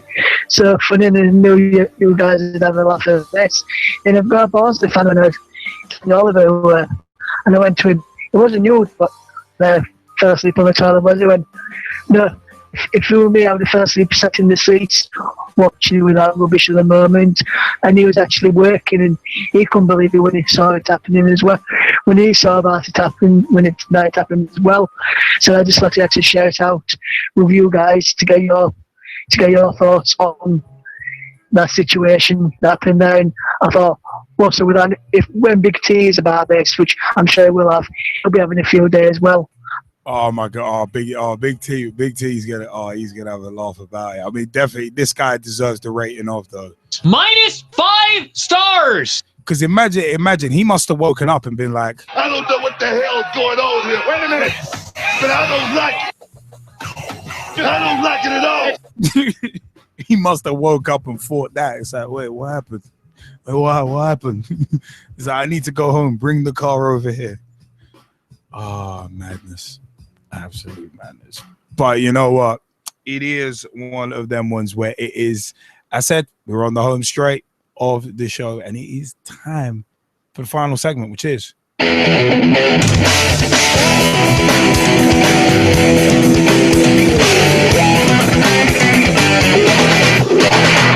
Stuff of the week. Oh yeah. La la la la la la la la.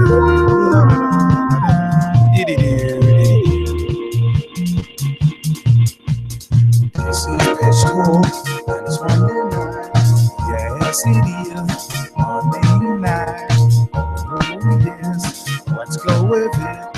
It's Monday night. This is Pitch Talk, in the home straight the show, and it's Monday night.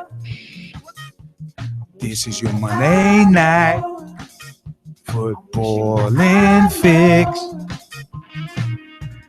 We love talking football because it's so fun.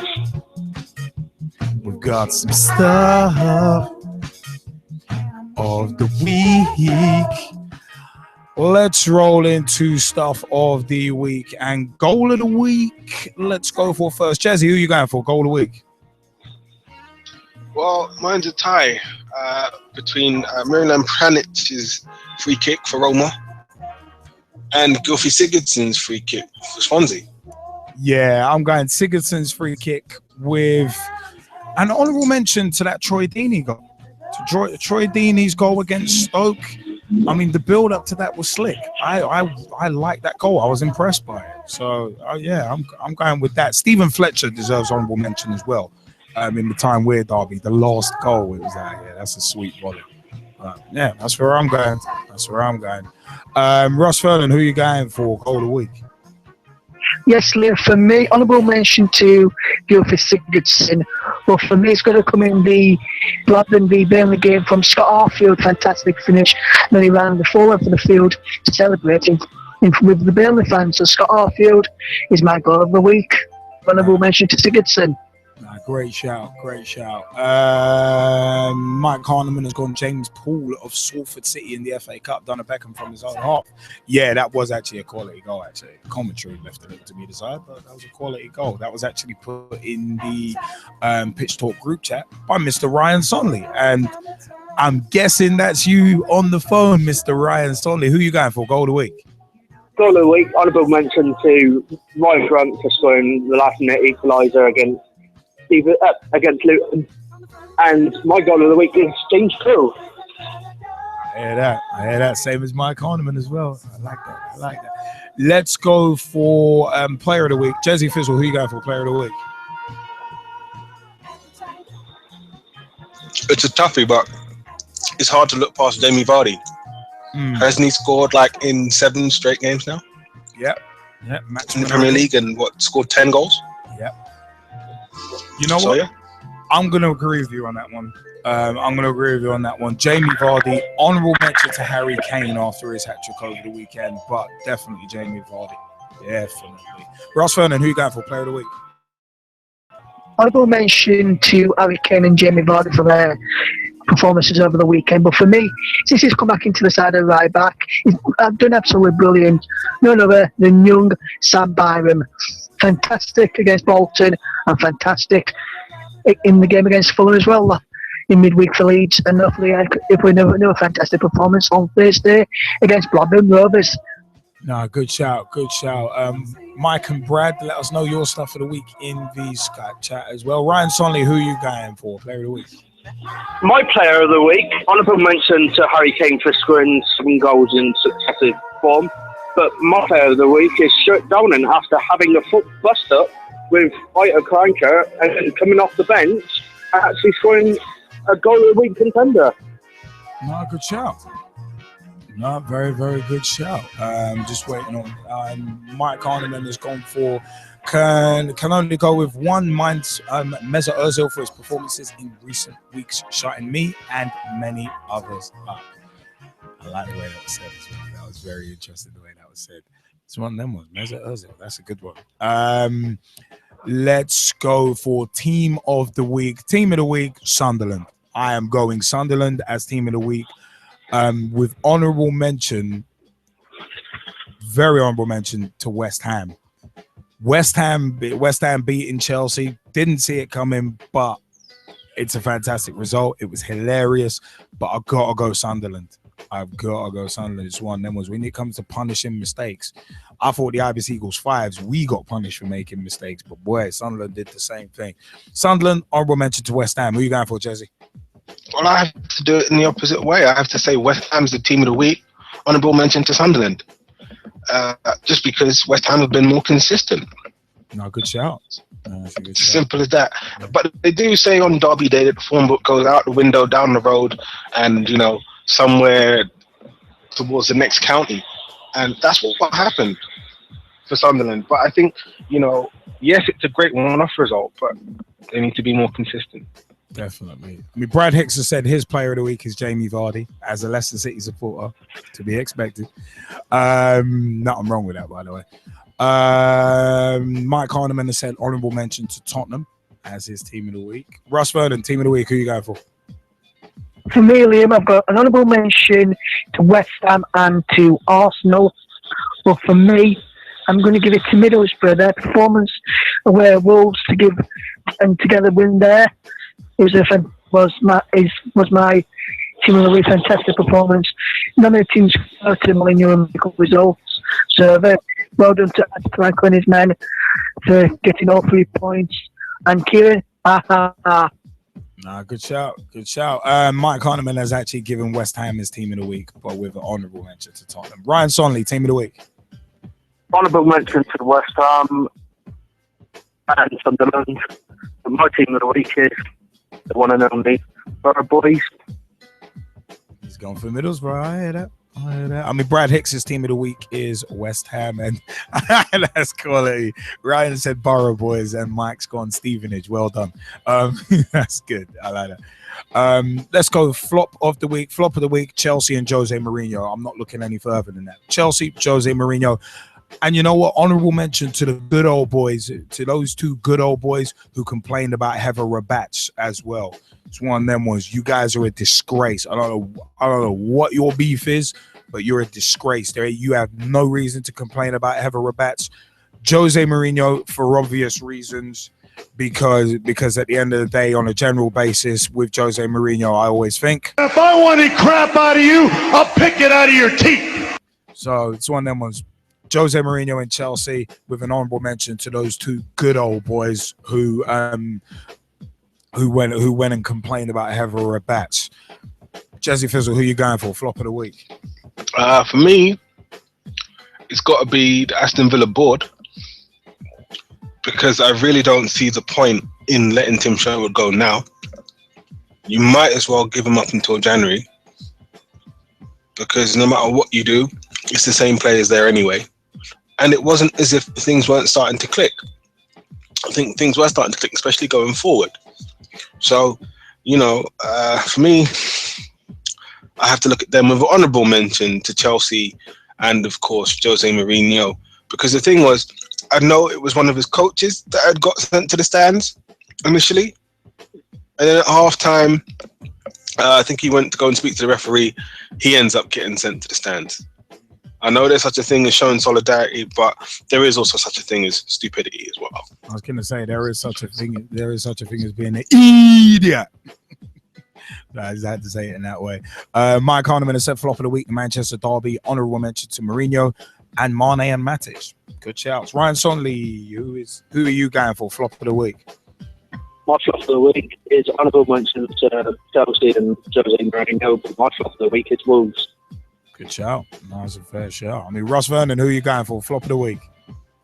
Honourable mention to Jose Mourinho. Well, for me, I'm going to agree with Ryan and say, Kieran, for the many times you've given us flop of the week, have this back. It's Wolverhampton Wanderers. I love that. Have this back. That's brilliant. For all the times you've given us flop of the week, have this back. Oh, yeah. Dig it. I love that. That is tremendous. But you know what? It is one of them ones where Brad Hicks has just given us his flop of the week. Jose Mourinho, honourable mentions to the PA guy at Bournemouth and Sadio Mane. Good picks there. Very good picks. You know what? It is one of them ones where it is time for us to wrap up. So it's one of them ones we got to pause, me, myself, and I by De La Soul. We got to pause that. And Brad Hicks's goal of the week is George Fawn. But you know what? It is one of them ones where we do have to start vacating the place with a haste.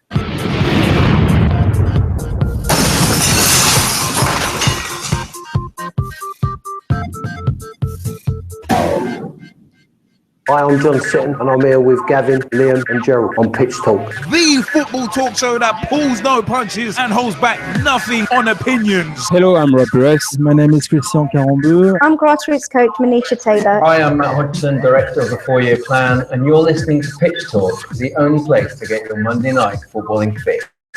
Make sure you join the revolution. The pitch is where we eat. The pitch is where we sleep. And the pitch is where we talk. I'm Andy Copeland from the Glennet Southern Amateur League. Philip Wick, I'm CEO of 14. I'm Rob Lusher, former chairman of Ibis FC. I'm Samir Swanee, co-founder and co-director of Motivate Sports and Fitness. And you're listening to Pitch Talk.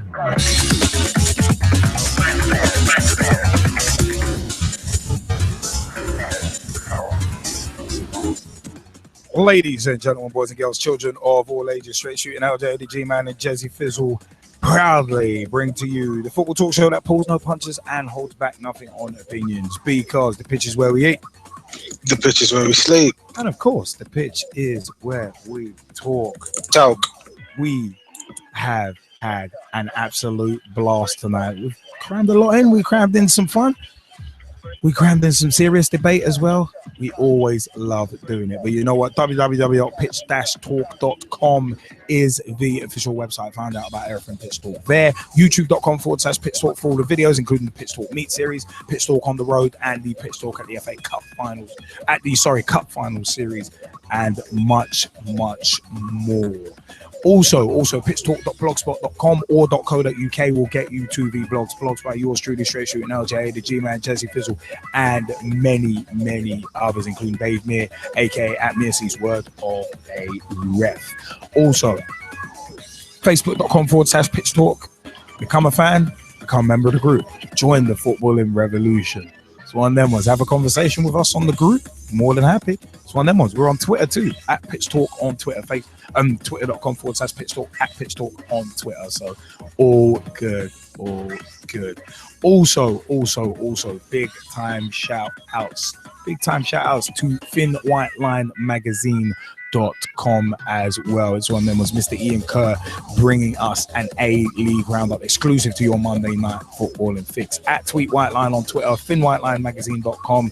It's one of them was Go and buy it. Go and buy their shirts. Buy their shirts. Buy the magazine as well. It's one of them was issue 3 is brand new and it's one of them was right. Go get it. Go get it. Also, big time shout outs to facebook.com/Fling White Line Magazine as well. So remember, you can also get in touch with us during the shows. 07535804466 is the mobile number. Call us, text us, let us know your views. If you text in, leave your name at the end of the text so we can shout you out. Also, Pitch Talk 1 on Skype.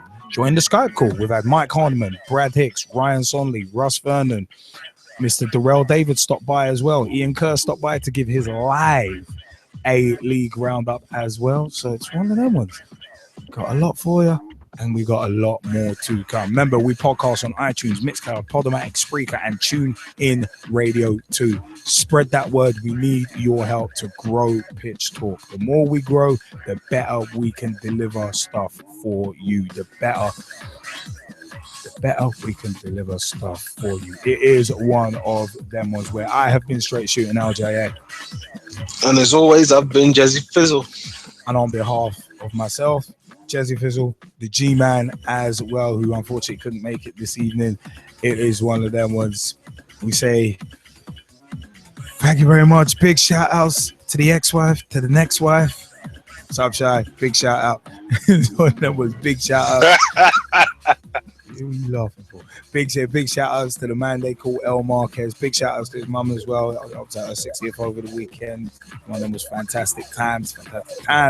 One of them was also big shout outs to Sherwood Wedderburn. Big shout outs to the Ibis Eagles as well, at Ibis Eagles AFC on Twitter and facebook.com/Ibis Eagles AFC, and also www.ibiseaglesafc.co.uk. It is one of them ones from myself, Straight Shooting LJ, from the G-Man, and also from Jazzy Fizzle. We say thank you very much, everybody.